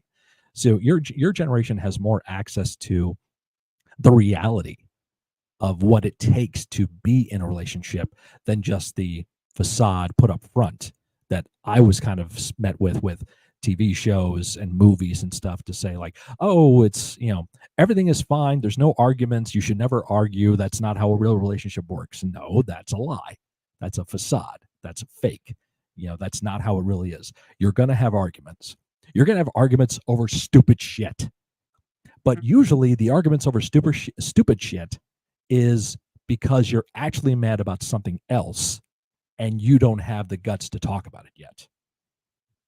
That happens with me and my wife to this day. We've been together over 20 years. There's never a day where we're like, I'm getting a divorce. No, we go through our shit. I come in here, she goes in the bedroom or the other room and watches TV. We just separate for a minute. Then we come back. Somebody starts talking about something else. Eventually we'll say, I'm sorry I did that. I'm sorry too, or I'm sorry about this. I accept your apology, and it's over. And you move on. And it just, so you guys, your generation, what you're talking about is like someone who's been involved in that kind of situation, even though you freely say you haven't, but you have more access to that kind of stuff nowadays and have more cognizant representation going on to say like, yeah, I've heard about this, but that ain't the way it really is. From what I've seen, this is the way it is. So that kind of prepares you. So hopefully when the day comes where a relationship comes, and by the way, don't ever plan for that to happen. It's going to happen when it happens. Yeah. Okay. Yeah. Yeah. Hashtag real life from Nola there. So when it does happen, you'll be more prepared for it, to hopefully be able to say, okay, this is that thing I was talking about. Now I have to apply it to my life. And sometimes you may be in the situation where this happens and the person is instantaneously, oh, that was my fault. I'm sorry. Oh, okay. No, it's okay. Thank you too. You may be in a situation where the person's not used to that. Or they could have been in a relationship where they were blamed for everything. Everything was their fault. And they have a wall up 10 feet wide. And you can't break through it no matter what you try to do. So hopefully you'll be better prepared to be able to kind of chisel through that wall a little bit and say, I didn't put this here. I'm trying to help you break it down. Not like, tear that wall down right now. And the Pink Floyd of the wall, tear down the wall. No, I understand you're back there. But when you want to poke your head out, I'm going to be right here to say, hey, you want to talk? I'm here. You don't want me to talk? I'll just listen, whatever you need. That's that maturity thing we talked about before. Their pain is not worth your pleasure. Mm-hmm. All in all, you're just another brick in the wall. You got it. There you go. That's all it comes down to. Thank you, Roger Waters. Yeah, exactly. Pink Floyd was amazing in what they did. Phenomenal. I just love the music. Yeah. That was the big thing I took from my first ever relationship, because my Really? girlfriend was into Pink Floyd and before I was, and she introduced me to that band, to Dark Side of the Moon and metal and echoes and things like that. So it's like, that's something that I took it from her. And there's one thing I regret is that the relationships I've had prior to my wife, I don't talk to them. I'm not in contact with them at all. And I don't know why. Just never did. So the thing that and it's funny too, because a lot of times this scenario gets brought up in my RPs, right? My role plays. Is the situation of like, the AI will always say like, hey, you know what? We can try this thing, not as a date. But if it doesn't work out, now obviously the way that people do dates are differently depending on the person. Some people it takes one date, some people it takes 3 dates. I don't. There's supposed to be a written rule about it, but really and truly, it can get twisted in any way, shape, or form. Anyways, you know, a lot of times, like, it will come back with a response like, "Hey, even if this doesn't work out, that doesn't mean at the end of the day that we could we can't be friends. Mhm. We may not be invested in each other in a romantic type way, but we can still be friends, and stuff like that. I don't know. Do they still refer to that as friend zoned? I don't know. Was Not that in a that case, I term? don't think. Where did that even come from? Like, if you're friend zoned, what does that even mean? Well, I friend don't zoned even is get it. usually where you have a couple that knew each other's friends. They decide to become involved, romantically, which is a metaphor for fucking. And Fucking. so once they decide we're not going to fuck together anymore, you've been friend zoned. I still want to be friends. I just don't want your dick in me anymore. That's basically what it means. So it was a sexual term back in Yes. the old days. Yes. Mm-hmm. I do Okay. want to address something real quick that Rachel Jones put in the chat. This is kind of goes with what happened Friday night on my live stream. Is the cat convo a stupid conversation covering up something else? That is a very, very poignant question to ask Rachel, and thank you for doing that. And the answer is yes, it is. And it's a conversation about money. And that's what it is. I'm not going to get into details, but that is where it stems from. It does come from a money conversation that we have talked about, of course, and we have a better understanding of. But yes, Rachel is absolutely right to say that is an argument, quote unquote, or a situation stemmed from other underlying circumstances. Mhm. So yes, I By have the way, not heard the Korn cover of Another Brick in the Wall. I have not heard that. yes, you have. Mhm. Yeah, because I sent it to you on Discord. You looked at it for like 10 seconds. Yeah. So does that count? I mean, I don't know. Does it? I wouldn't say so. I don't remember a damn thing about it, so I don't think so. That was back in the day. See, this is how old I am on your YouTube channel. Remember the days Mhm. when you like took Discord clips and then Yep. reacted to them on Discord? Yep. Yeah. Mhm. Yep. How long have I known you? It was right around the time of your father's passing. So it's got to be 3 years. Damn, 3 years already. Fuck. Yeah, something like that. It's got to be something. Because I was thinking about that when we were setting this up. Like, shit, I've known this kid for a few years now, but when was it? And it was before he passed, because I remember distinctly when you told me he did. So through the Discord. So that's friends with benefits. It's the same thing. Once you're taken out of the benefits, you've been friend zoned. So that's the same thing. Friends with benefits is where you're buddies and you're fucking, but you're not in a relationship. So that's where it's just like, oh, you want to go out to a basketball game? Cool. Hey, you want to suck my dick in the parking lot? Yeah, great. Okay, that's friends with benefits. You get friend zone once she says, I don't like your dick in my mouth anymore. So that's where it moves on. So this is a great conversation, isn't it? I'm just being as blunt as I can, folks. So I've never had that situation, but never been in a situation where it's friends with benefits. I've never had that. That's not my style. So I'm way too much of a person that would be committed to somebody to be involved in something like that. I just can't do it. Other people can. Good on you. I just can't do it. I feel like that's where the whole like conversation stems from. Like, I know a lot of people, like, let's just say like something happens and like not push comes to shove, but scenario Push job A, endeavor. B. No, that's not it either. Well, we're gonna push A, we're gonna endeavor D, and then we're gonna. I should have said push D. We're gonna push D. Endeavor Anyway, Uranus. yeah, exactly. Scenarios lead up to like, a person kisses each other, right? And then like the next day or like 2 days after, they kind of like talk to each other and then they're just like, okay, did that kiss actually mean something, or did it just happen because right place, right time? You know what I mean? And I mean, I'm sure that they try to be as honest as possible. I would hope that they try to be honest as possible. So.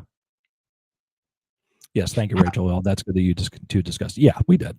Like I said, it comes to from me owning up to what I was being, how I was acting. Say I'm sorry, but I said, but this is why I was acting like that, because you were doing this and you were doing that, and in the back of my head, I got like this going on and that going on, and later on, she's like, okay, I understand.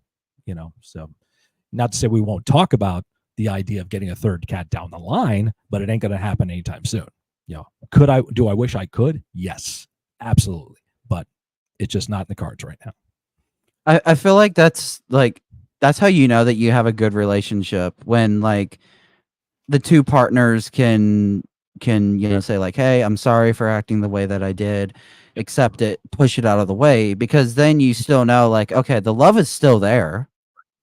And like it doesn't mean that this is going to change, like, oh, you didn't want a cat, so like I'm not gonna be in a relationship anymore. Yeah, it's not like that. Yeah. Friend zone is where a man or woman tries to get with someone and the other person isn't interested and they just want to be friends. That's friend zone. That's another aspect of it.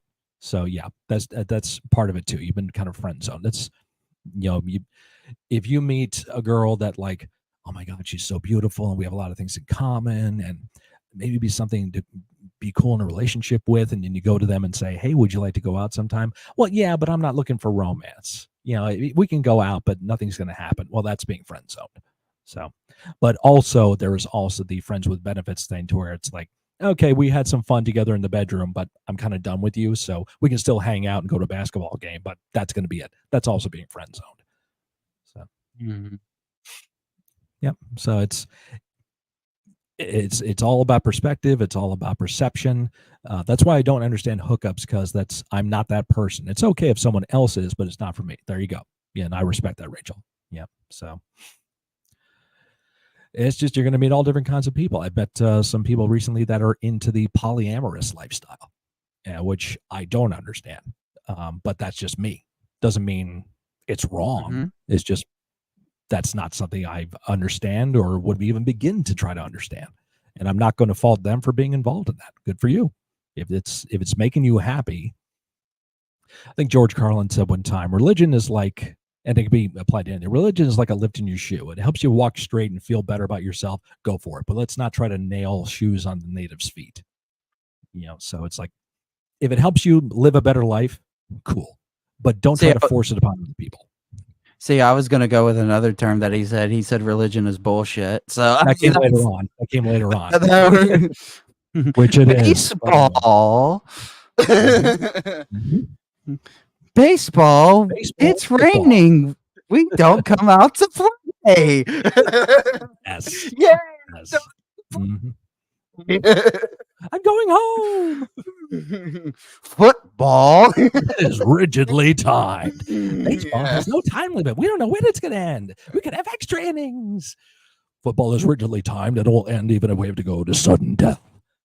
Yep. Classic. Until he brought that up, like I never knew that was an analogy for like, military, like how close football and military is like close together, Yep. So that's one of the subtle things that he was great at doing. Indeed. Well, we are going to have to start wrapping this up here. We're almost 3.5 hours we've been going here. Hey, we went halfway to 6 hours. Halfway to six. Yes. I feel like if I ever went over 6, I'd be cheating on Panda. At this point, yes. At this point. But yes. But yeah, this has been a really good time hanging with you, dude. And thank you for doing this with me, and thank you for all the support you've been giving me on this channel, financially or just supporting me, just checking out the videos and giving me stuff to check out, Breaking Benjamin and so forth and stuff like that. So I really do appreciate your support, your friendship, and I'm glad we could do this time together. Yeah, it's been fun. Yeah. So we'll try to do it again sometime soon. Maybe get some other people in here too to hang out. But time will tell about that. But we can find you. The links are in the chat. You can find his YouTube channels. The multiple channels that he's involved in right now. For 6 months, who knows how many more he's going to have. and also his Twitch channel. He's going on there. He's playing Yes. Phasmophobia. He's playing Arkham stuff. He's doing all kinds of stuff over there, having a lot of fun. We've been playing a lot of Left 4 Dead 2 recently. Left 4 Dead 2. There you go. Yeah. And playing with the different stream teams that you're part of on there too. So hopefully that's going to lead to some other great opportunities, and keep doing with the reactions and having not bad, gentlemen, not bad. Yes, thank you. But yeah, so find him out there, follow him, subscribe to his channel, support him, support his endeavors, please. Check out his AI stuff. You might be interested in impressed by what he conjures up and allows the AI wizards to make happen. So yeah, so with that, I think we're going to wrap this up here. We want to thank everybody that stopped into the chat, that was able to watch this, and you're going to watch this after the fact too. Hope you enjoy as well. If we offended you, too fucking bad, because I can't live your life for you. I'm not going to be offended by you. So, but still, I hope you're able to take something away from this and learn a little something, because that's what it's all about. So to Arkham / Carnival / however you want to call them. Oh, wait, I got to figure out hand gesture. There it is. I don't know. Good, is it this? Put the thumb on the This? inside. Thumb on the inside. Wait. There you go. Yep. Is that it? That almost. Just this. It's like that? That's fine. That's fine. Okay. This is I love you. Okay. That's good.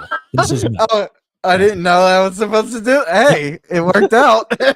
Oh yeah, Clone Hero. Don't forget, he does play Clone Hero on his Twitch stream as well. Thank you to Nola Darkness. Big shout out to Nola too, because I said this earlier, but I'll say it again. He supports both Carnival and myself over on Twitch and here on YouTube. So big shout out to him. Thank you, Rachel, for hanging out. It was great seeing Ivalani stop in. Roy from the Merkin stopped in here too. Thank you, my friend. Panda was in here, all kinds of cool people. Me Metal Mike was trying to drop some confusing shit as well, but that's what we love Mike for. Son of Maniac Will, trying to get a new phone. Good luck with that, my man. Hope you're doing well. Hope he's still off the cigarettes. And what was his question? It was Pop-Tarts or waffles, right?